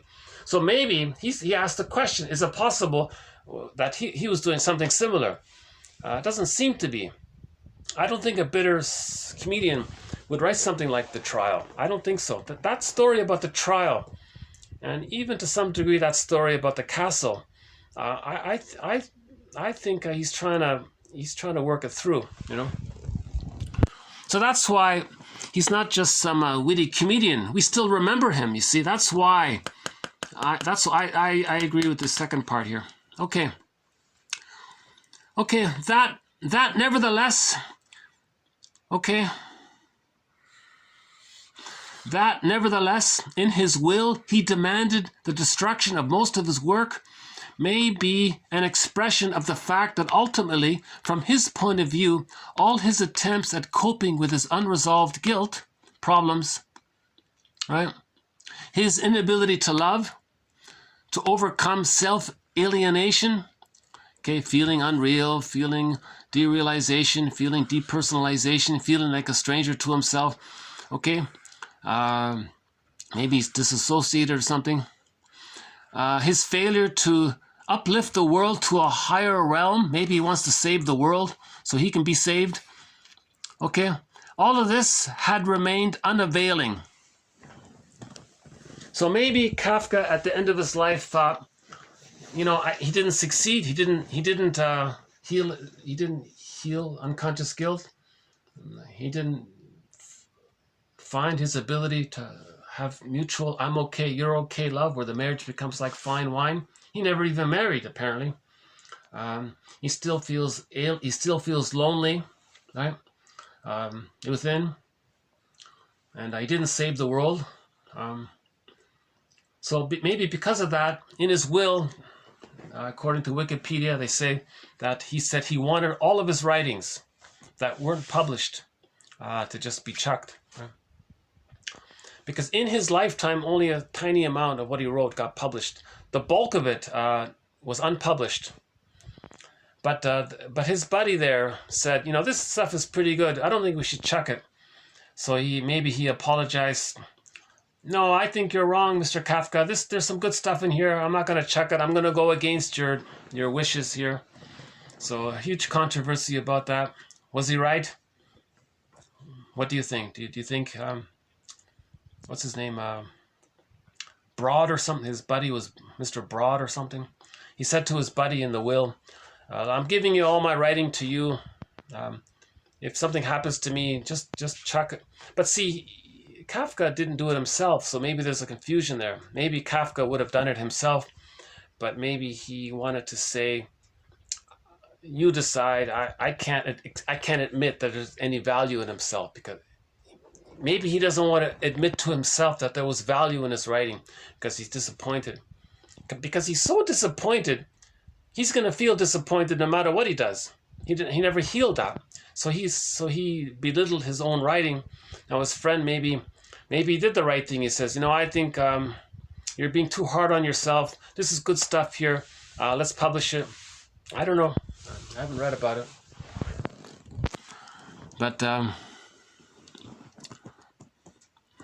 a lot of people are happy. But a lot of people are happy that his writings got saved.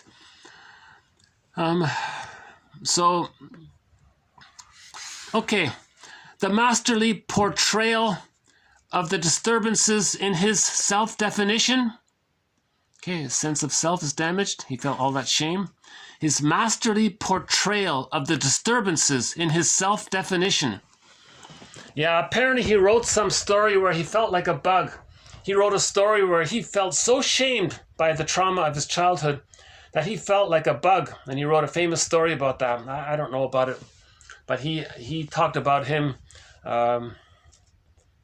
waking up one morning and he's some kind of insect or something. And then he morphed back into a human being. So it's a disturbing story. And he even, someone said that he didn't want that to be published. That was just his own personal nightmare. He was trying to write down he had a dream journal and he wrote down his nightmares. So that wasn't meant to be public, I don't think.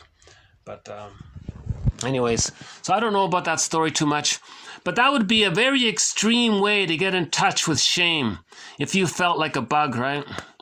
But that's just, you feel like, you're not art. It's a metaphor for how you feel. You feel small. Okay, a bug is small. It's invaluable. It's diminished. Maybe it's dirty, right? Dirty, right? The bug, right? So that's how shame feels like. In other words, how do we describe shame? Put it that way. What words do we use to describe this inner blush, this burning, biting feeling, right? One author says, well, that's what the hell scene is. And again, myths and fairy tales are metaphors for internal dynamics. So the hell scene, you got fire, it's burning, it's biting, flames. That's blushing. When you feel a blush, it's embarrassment, you feel shame. That's the burning, that's the hell feeling, right?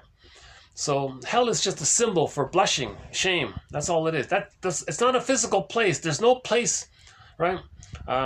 Myths and fairy tales are metaphors for internal dynamics. Like the child said, fairy tales and myths are true on the inside, not on the outside.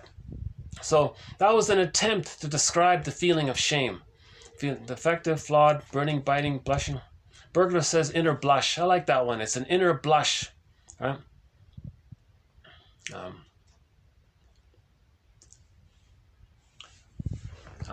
Again, the past several videos have been on shame, so I won't redo it here. So that's maybe a more extreme way of describing shame.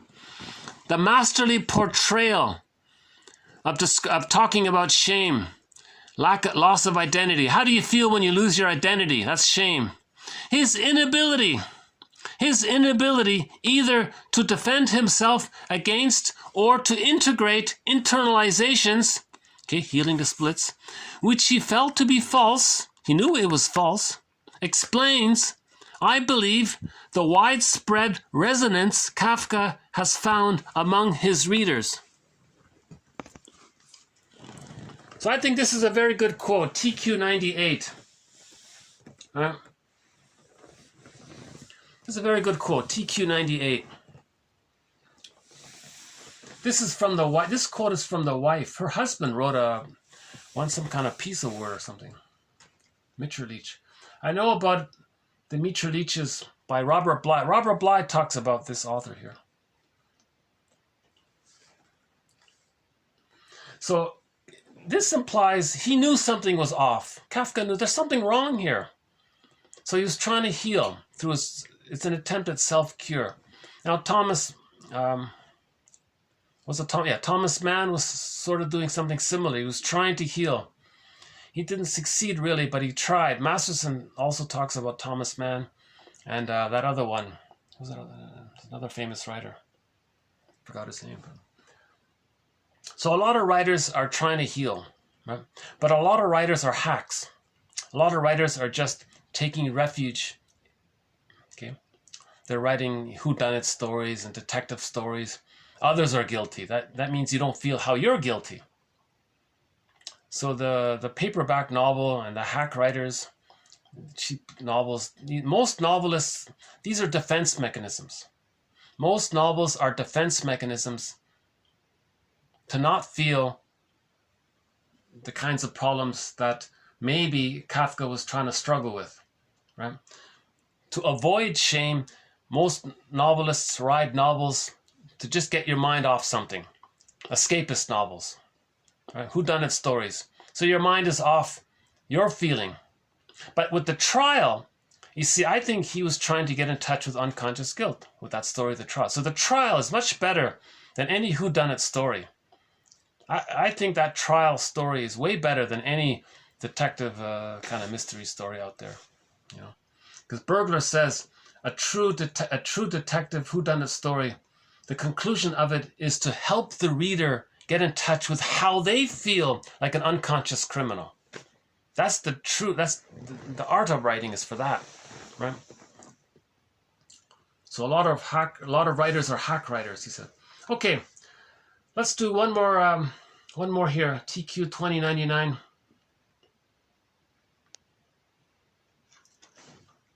Play some music here. Why don't I just take a little musical break here? Pavlov's Dog. How about Julia? Do you want to hear Julia? That's a great song.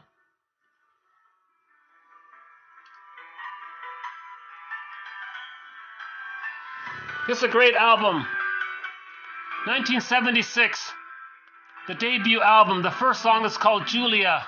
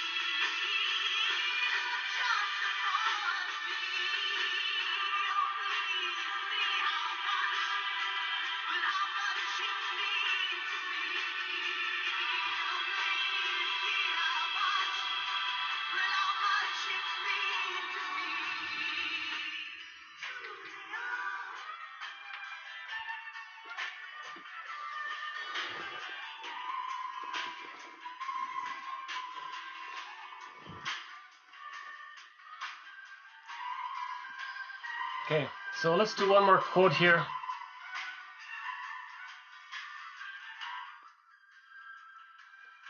This is from Jonas and Klein. Okay, family therapy. The young person usually reflects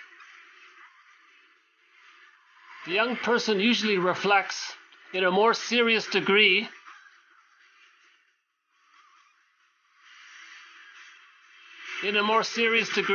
some pathological conditions which exist in the entire family. Yeah. If the family is dysfunctional, the child will embody, will demonstrate, will show the dysfunction of the entire family. The scapegoated child, is carrying all of the pain and the shame of the family system. It's called family therapy, right? The next song's pretty good. I think it's Song Dance, yeah.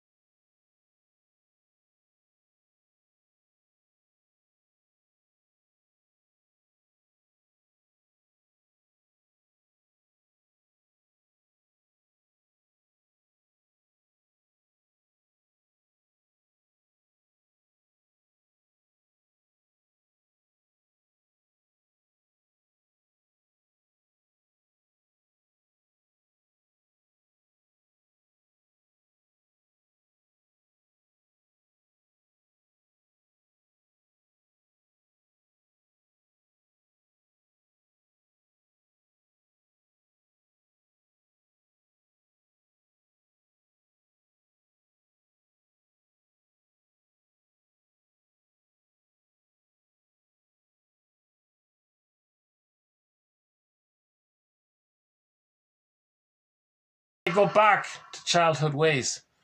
He's saying maybe people are really just child. Oh, here's the Song Dance song.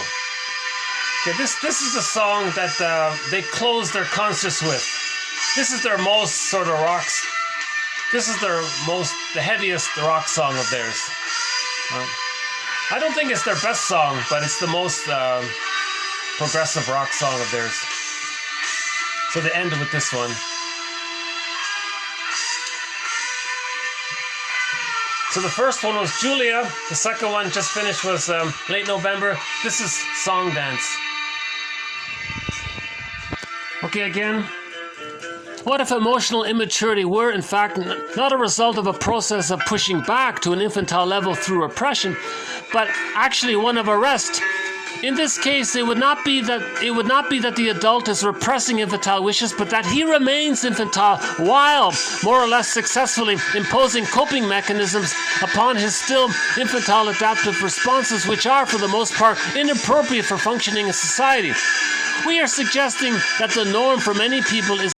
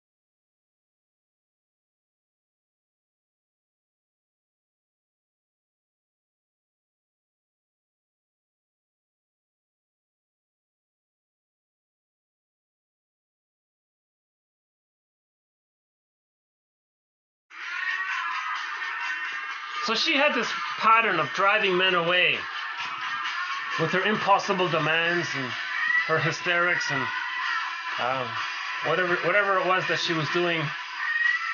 But she was an appealing woman. A lot of men liked her. She could catch the man instantly.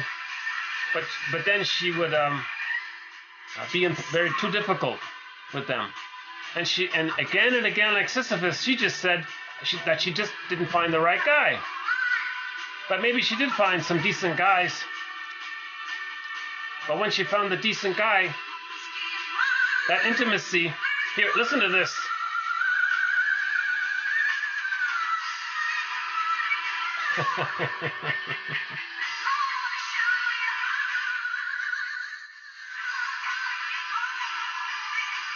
I don't know how he does that, but... Well, maybe that's why he saves this song at the end. Maybe he can't sing after that note, right?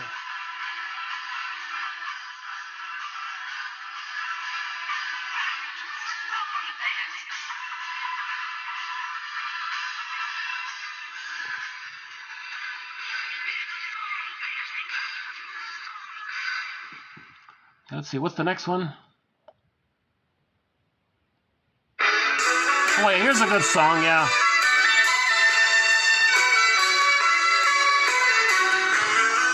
Here's a very good song. I think this one's called Episode, right? Oh, no. Oh, no. Let's skip this song. That song's okay. Let's skip that song there.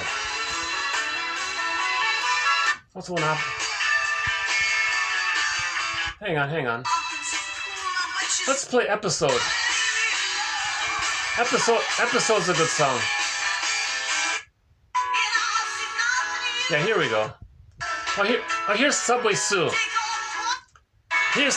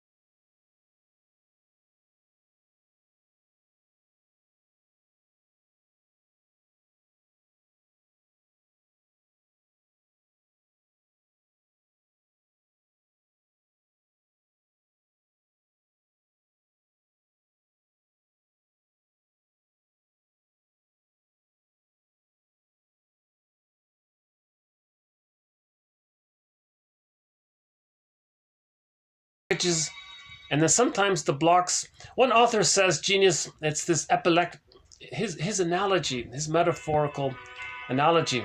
Here's Episode, a very good song. This song is called Episode.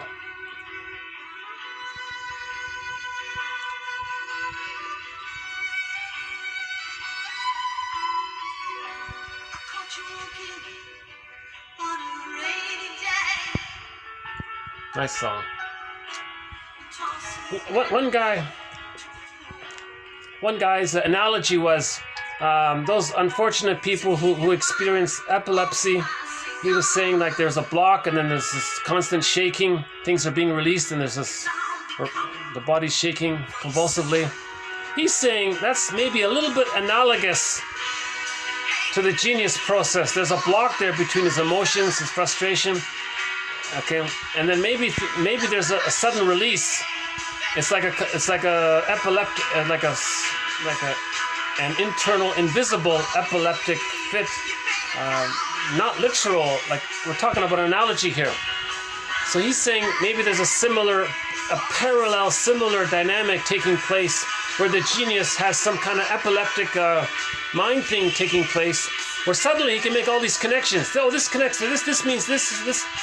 This will be like a mad detective.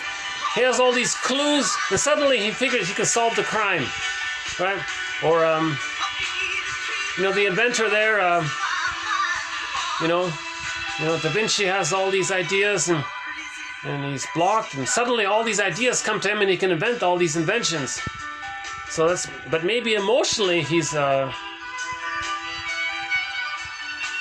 the dynamic is there's an emotional problem. There's a emotional madness. Okay, so to compensate from not feeling mad, there's a hyper development in some other area. Now there's a block between the two, but there might be an epileptic thing going on between the two. During those phases, the person may have all these eurekas and flashes and new inventions and things like that. So maybe Kafka was a bit like that when he was writing like that. And when he was writing like that during his epileptic writing, let's say, he was happy, it felt, maybe. Maybe he felt it was happy because he was making all these links, finding these new stories, getting closer to healing trauma, getting closer to, using the art of writing to symbolize his pain. Now, how does he symbolize all this pain? If the pain's not too much, it might be easier to symbolize. But how do you symbolize such shocking pain, like prenatal distress syndrome, birth trauma? How do you symbolize that pain, that kind of pain? Edward Munch tried to do it with that painting, The Scream. Thomas Mann tried to do it with his writing. But Thomas Mann was still very childish, right? Eric Fromm, sort of similar. Eric Fromm was very dependent with his mother wife, but he was writing. Read about, in Masterson's book, The Search for the Real Self, read the final chapter. He writes about artists.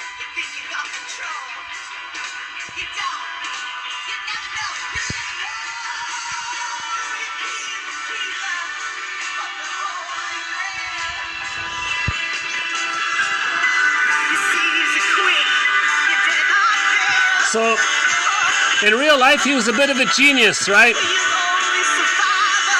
So he created a story of how he can heal his inner child. So she might represent his own inner child.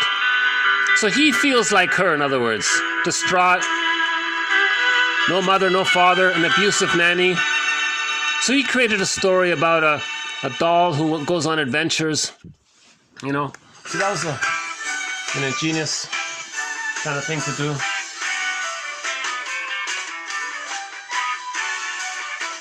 Here's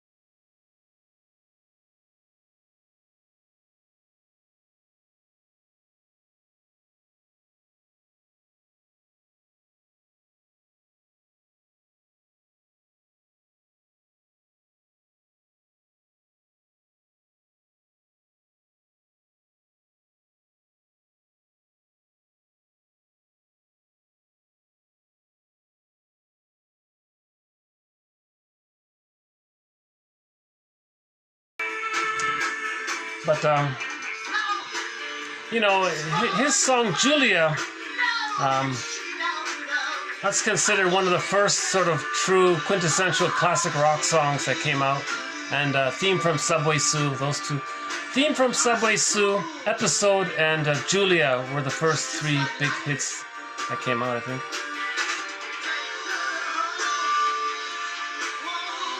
And then all the other bands came afterwards, Journey and Boston and so on, right?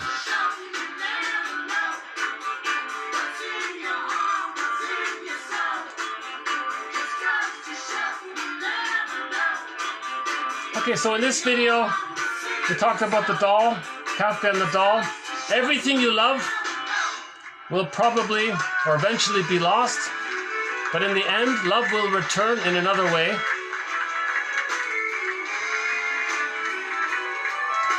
A little bit about the trial. This quote from Mitscherlich, Nielsen, 2098, I think that's a good one. And a little bit from this book, Man-Child, by Jonas and Doris Klein. One about family therapy, where the kid is trying to hold it together for the family. The kid is holding it together. You see? The parents are unknowingly relating in a way where the child feels that if he acts in a certain way, that'll help his parents. So the child thinks that his difficult behavior is a way to express what the parents can't express.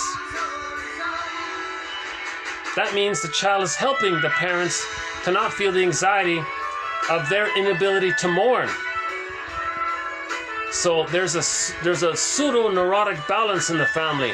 The child is helping to keep the parents together, because maybe the child thinks if the parents did feel their pain, maybe the marriage would be broken and the family would be broken. So the child is being naughty to keep the parents together.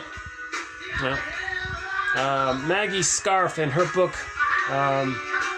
Intimate Partners, very good little book, Maggie Scarf. She gave the example where the therapist said to the kid,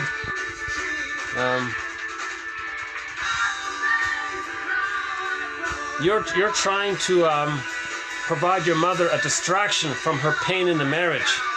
It's as if you're saying to your mother, hey mother, you're feeling stressed out, don't worry, let me do some naughty things that'll get your mind off your pain in the marriage. You'll focus on my dysfunction, then you don't have to face the pain of your relationship with your unhappy husband, and maybe that system keeps the family together. So the child, okay, reflects in a more serious degree some dysfunctional conditions or pathological conditions which exist in the family. That's his idea, right? So Freddie, at one point, the story of Freddie was the therapist helped him as much as he could, but Freddie was a symptom of his parents arguing all the time, right? The father was emotionally abusive, the mother was emotionally abusive, so he had all sorts of problems. So at some point, the therapist said, all right, Freddie, you go home. Now you parents, you, the father and the mother, you're coming into therapy now. What? Us? We did nothing wrong. Oh, yes. He's just a symptom of you guys. So he had to treat the parents, then the kid calmed, then the kid could be fine. The kid was just the kid was the cry, the kid acting out was the unconscious cry for help by the parents. The parents were unconsciously crying for help, but they didn't know it. The kid is screaming it out loud in his rude behavior. That's the cry, right?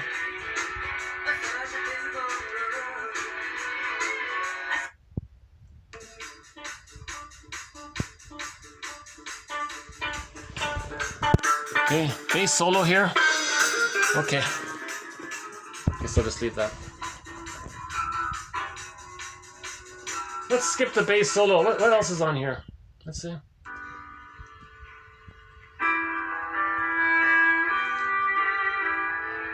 Oh, this is Standing Here With You. Another good song, Standing Here With You.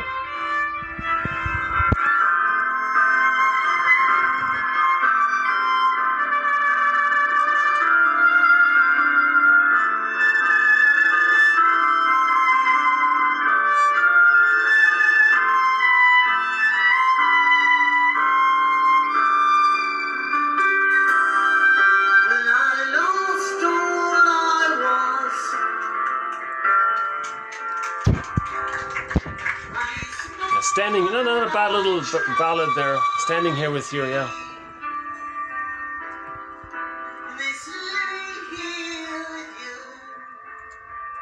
Okay, so back to the family one, yeah. And I remember in the comic, they put up such a resistance. The mother said, "What, me? Did I have to take therapy? Oh my God."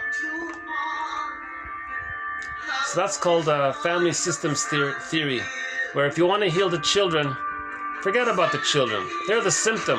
You got to heal the parents. If you heal the parents, the child will be fine. Yeah. The child is carrying. Okay, he's like the scapegoat for the parents. Yeah.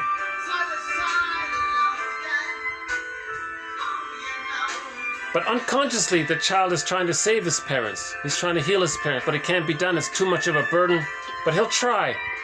That's called failed empathy. So first there was failed empathy by the parents. Then there's failed empathy by the child trying to save the parents. It's both ways. It's failed empathy. It can't be done. The child can't be the parent to the parents. Okay? And the parents using the child to comfort them, that's not going to work. Okay? So we have to face this issue of complicated grief, the inability to mourn, as Mitscher-Leach has a book called The Inability to Mourn. You have to differentiate to be able to mourn. But how do you differentiate? Heal the splits. Unconscious ambivalence. In the unconscious, there's a goddess and demon. That prevents differentiation. Splitting precludes mourning, Rinsley said. That's Rinsley's quote. Rinsley's best quote, I think, is splitting precludes mourning. So if you heal the splits, you differentiate, you mourn. Now, how do you heal the splits? That's the work. How do you heal this? How do you heal this?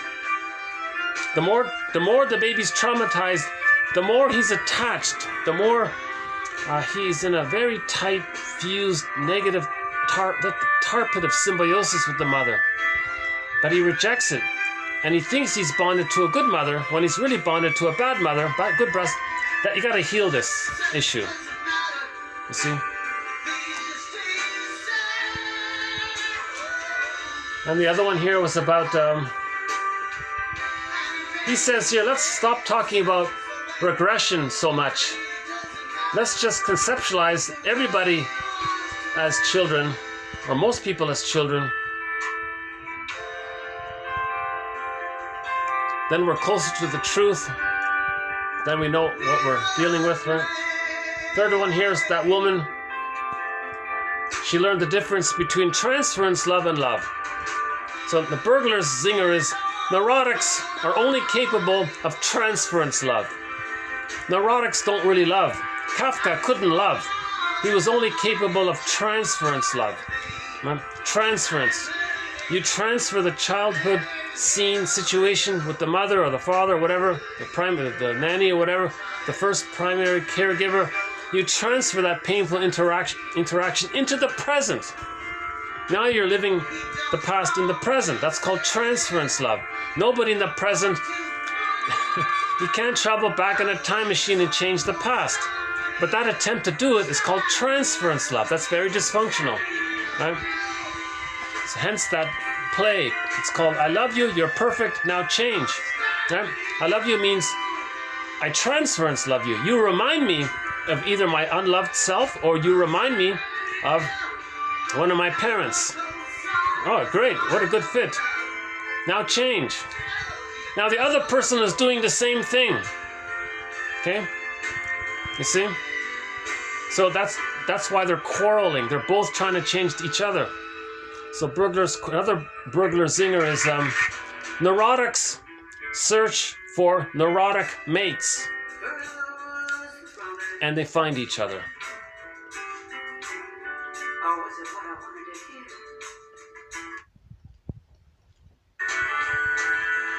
What else?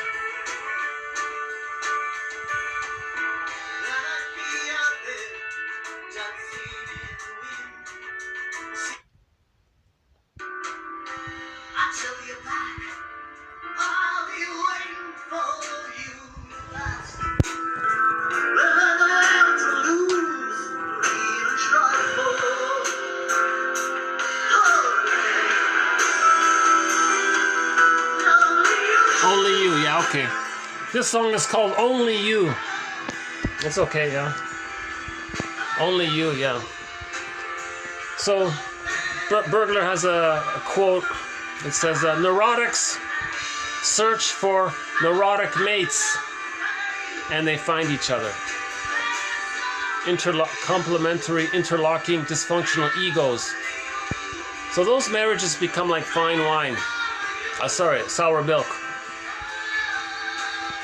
Then you go on the second journey. You read Edmund Burglar. You read the comics, psychoanalysis. You read Masterson, Karen Horney, and others. I think a good place to start.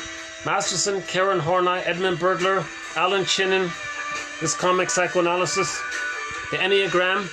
I think those are good places to start. I think this collection is worth having. Yeah. Over 2,000 quotes. It's a great collection. To the best of my knowledge, this is still only the second collection ever of psychoanalytic quotes. Right? So we've got the theoretical side by Masterson, Mahler, Margaret Mahler, Melanie Klein, William Fairbairn. They represent sort of the mind side of this quotes. Karen Horney is mentioned. She's the heartful side, the passionate side. And Edmund Burglar sort of represents the more feisty, gutsier side. So we've got quotes to appeal to the mind, to the heart, and to the body. Guts, right? We have a thread on The Body Bears the Burden. We've got quotes by Sarno. Sarno has 4 books emphasizing the theory that physical symptoms express, they reveal, and conceal. They reveal, they show, they exhibit, and they hide, conceal inner conflicts. Wish and the fear put into the body, you get a symptom. Now this symptom, this compromise, Burglar calls it a confession to a lesser crime. You can focus on the symptom. Okay? So Sarno says symptoms are a distraction from the true issue. If you don't want to face the true issue, which Kafka was trying to do, Thomas Mann maybe was trying to do, right? A lot of writers are trying to do. That's the real issue.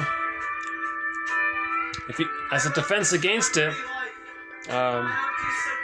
you create this distraction. The symptoms functions as a distraction from the more difficult work of facing unconscious guilt. I'm not sure what this one is. That's the wife there. Yeah, okay.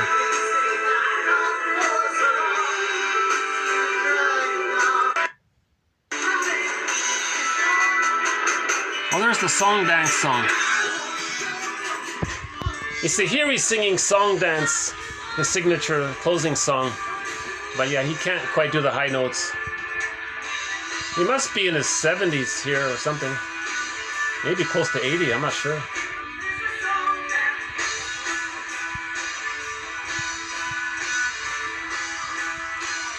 Okay, sorry.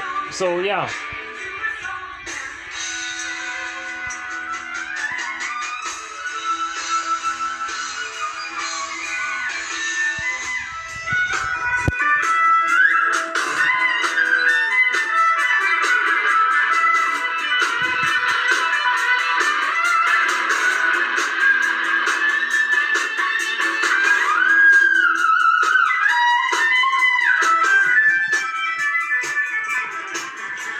violin playing is a little screechy. It kind of gives me the... Maybe that's part of the song, right? Rick Emmett says that. He says that he wants to create a little irritating tension. It keeps, you know. Anyways, and the last one here was about this theory about the genius one.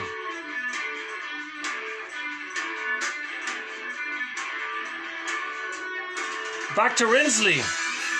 He made an issue about this. Why is there such a split between emotional development and cognitive development? Why does someone like a Kafka, maybe he could win some special prize? You know, someone compared him to Goethe. I don't know, like he's way up there in terms of being an excellent writer. I have no idea. But how can someone write like Goethe? You know, that's a very advanced, sharp, clear way. How can you be so developed in your writing skills? So imaginative, and you're a genius in your writing skills. Someone called Kafka a writing genius. I don't know, that's an exaggeration, I think, personally. But still be like such a, well, if we use this one here, man-child. He can't relate to a girl. He doesn't trust anyone. He's afraid.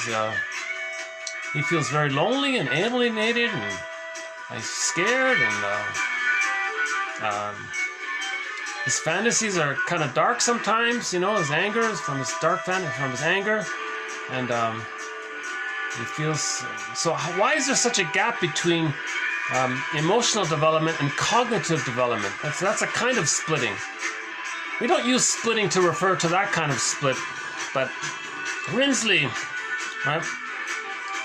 Actually, Masterson and Rinsley are friends, right? So Masterson's friend Rinsley says his theory is that some mothers make a deal with the child. Some mothers say to the child, I'll support your educational. I'll support your schooling and your education on the condition you stay infantile and tied to me. Apparently, some mothers can do that. They can figure out a way to brainwash the baby, okay? Menticize the baby. I don't know what you want to call it. To brainwash the baby, to damage the baby in such a way where he's so hyper bonded to the mother. So the mother has in her mind, a permanent other, self-object other, symbiotic other for her. And she'll be okay if he gets a Nobel Prize. As long as they're emotionally tied at the psychological level, they're tied. So there's a book called When He's Married to Mom, a little bit like that. He was an advanced engineer, but he was married to mom, and the wife left him.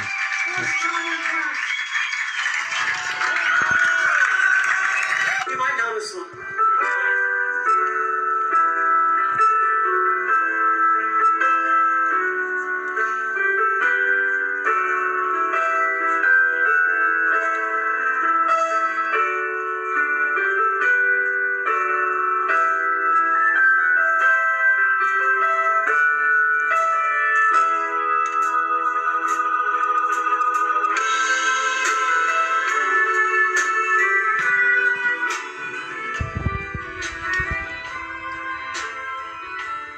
What's the next one here? Hold on.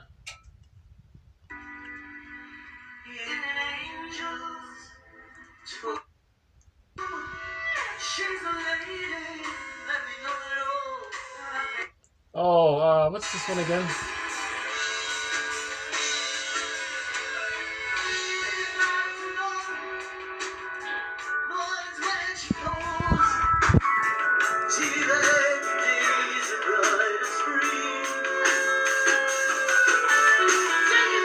That's Subway Sue, yeah. Here's the theme of Subway Sue.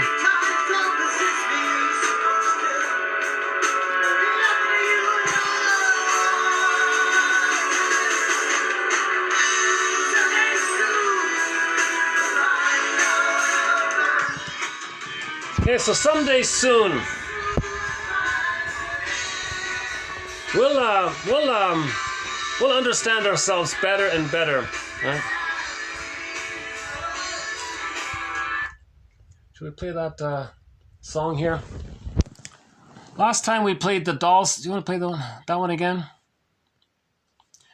Here's the soundtrack to that new animated film.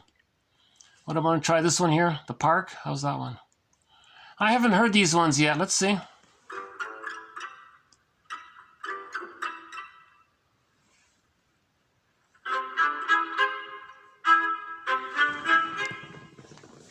So we'll play some of the instrumental for that new animated film called Kafka's Doll. Hopefully someone will post it on YouTube soon. Oh my God, I think, yeah, I mentioned this before. A compassionate, loving, intelligent version of Belinda's World Travels, that tale. If we could redo that, update it in a really intelligent, loving way, I think that'd be a bestseller. Oh my God. Right. Oh, that's it.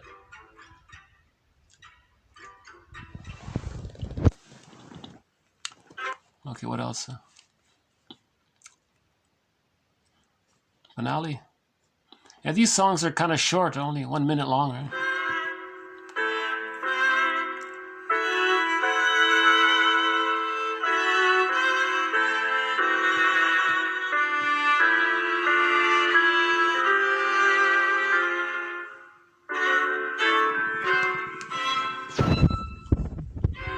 Maybe I'll start to wind down this video here.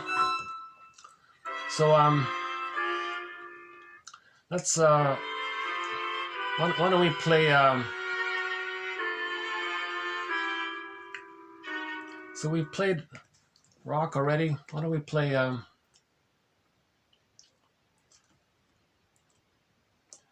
let's play that Solveig song. That's an opera song.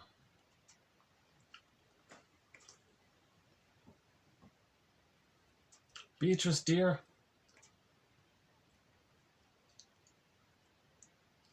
Okay, let's play the Beatrice Deer song, Nalu Li Rama. Beatrice Deer is a wonderful singer. She sings in Inuktitut, sometimes in English, sometimes in French, but mostly in Inuktitut, her first language. This is Nalu Li Rama.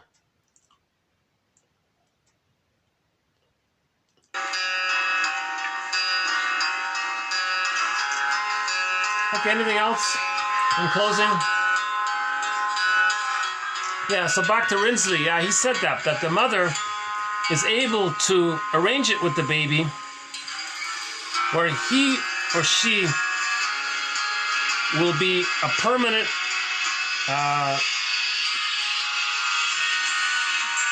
I don't want to say the word love, but a permanent bond that's where the mother believes that even if this genius child gets married, they'll still be married to her. Right? So actually, we have a quote in the next video that's partly about this. There was a story about a woman who was married to her mother. Now, when she moved to another country,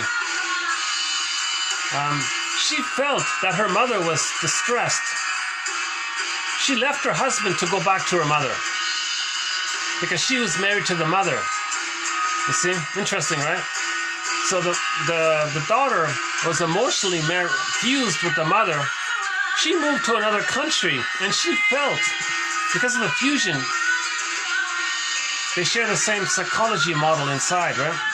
So she felt that maybe the mother was distressed. That stress prompted her to leave the husband and go back to her home country to be with her mother. See, the mother really created a situation where she would never be totally alone. So she fixed it with the child. Now that daughter was a professor, a scholar and all that, but she was still emotionally married to the mother. So that's an interesting thing to study. Not many people really talk about it. Rinsley is really the only, I think Rinsley is the only one that specifically addresses this question. Why is there, how is it possible for there to be such advancement in the cognitive, but such immaturity in the emotional? You know?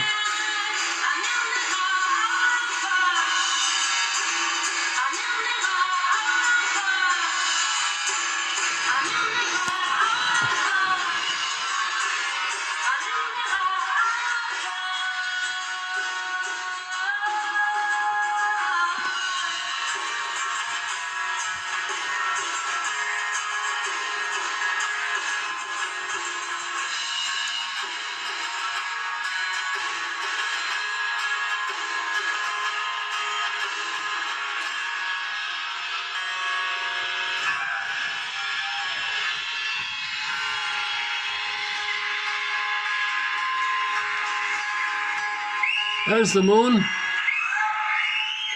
Can we write a poem about this moon? Right.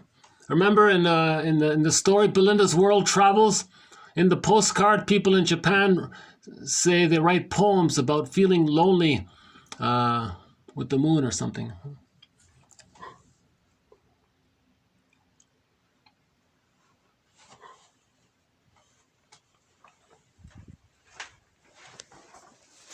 But it wouldn't work to just redo that story, Belinda's World Travels, and just update the cynicism or become more biting and sarcastic. And it wouldn't, I don't think that's valuable. Because nobody's heard of Belinda's World Travels, right?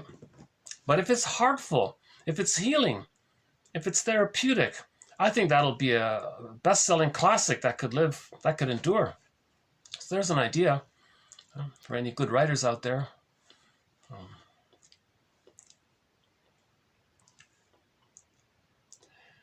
Yeah. If my writing skills were better, I'd attempt it, but we'll see. Maybe in the future. Who knows?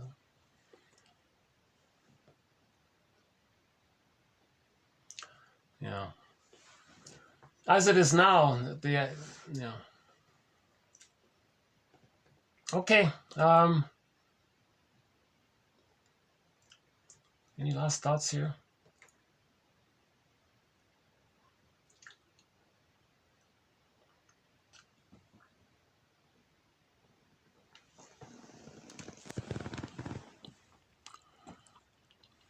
Oh, there's the Solvik song.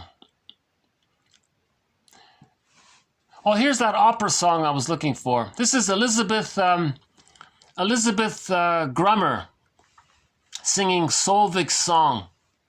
Oops, hold on a sec. So this song, this we'll end up here with this song here. This one here, called Der Winter mag Scheiden, meaning Solvig's song, from the Peer Gynt opera, sung by Elizabeth Grummer. So this is Edward Gregg's song, composed by Edward Gregg. Very nice song. So Solvig's song. So let's borrow the story about Kafka for a minute. If he has the narcissistic pattern, that means his feeling self is somewhere. Well, let's just speak in general. Anybody with the narcissistic pattern. Okay, so narcissist, right? He had that character Echo. He ignored her. Similar in Peer Gynt. Peer Gynt was also a person with a narcissistic pattern. He had Solvig there in the distance, and he ignored her. Finally, at the end of life, Peer Gynt spoke to Solvig and said, "Where have you been all my life?" And she said, "Are you kidding me? I've been a part of you all your life. You've just been running away all the time." Right? So they said, "Oh, okay." So now he's gonna try to be reunited with Solvig, right? Now, in the story of Narcissus, he didn't reunite with Echo. He didn't have a relationship with his feeling self, right?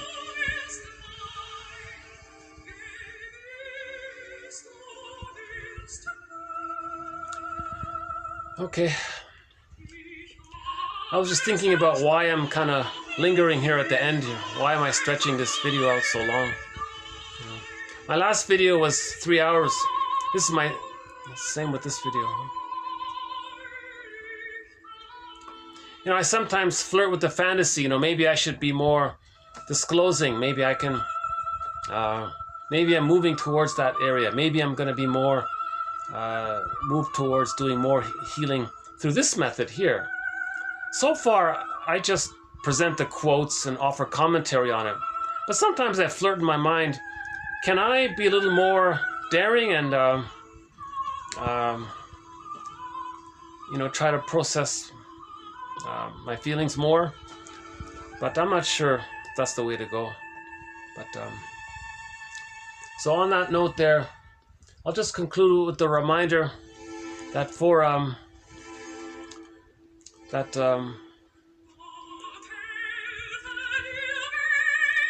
there are 3 ways to get 1001 Windmills of the Mind. One can go through all of the videos, and you click the see below link there, see below, and all of the quotes are posted, and one can find all of the quotes that way. Another way would be through the Twitter, but that's a very I think that's a very messy way. We've got to type in the dates and you got to search things. The most convenient, most practical, most useful, easiest way to get this collection, it's all conveniently done in one file. So there's a link in the GoFundMe page. Just send whatever you like, and you'll get the full collection of quotes. Over 2,000 quotes, right? So we have quotes on the psychodynamics of shame, the psychodynamics of projection, projective identification, identification with the aggressor, Margaret Muller's theory, a thread on symbiosis, a thread on emotional eating, one on the body bears the burden, right? Unconscious guilt, and burglar's work, negative magic gesture, and 30 threads, 30 topics. So that's the third way to get this collection. So thanks very much. I'll see you in the next video.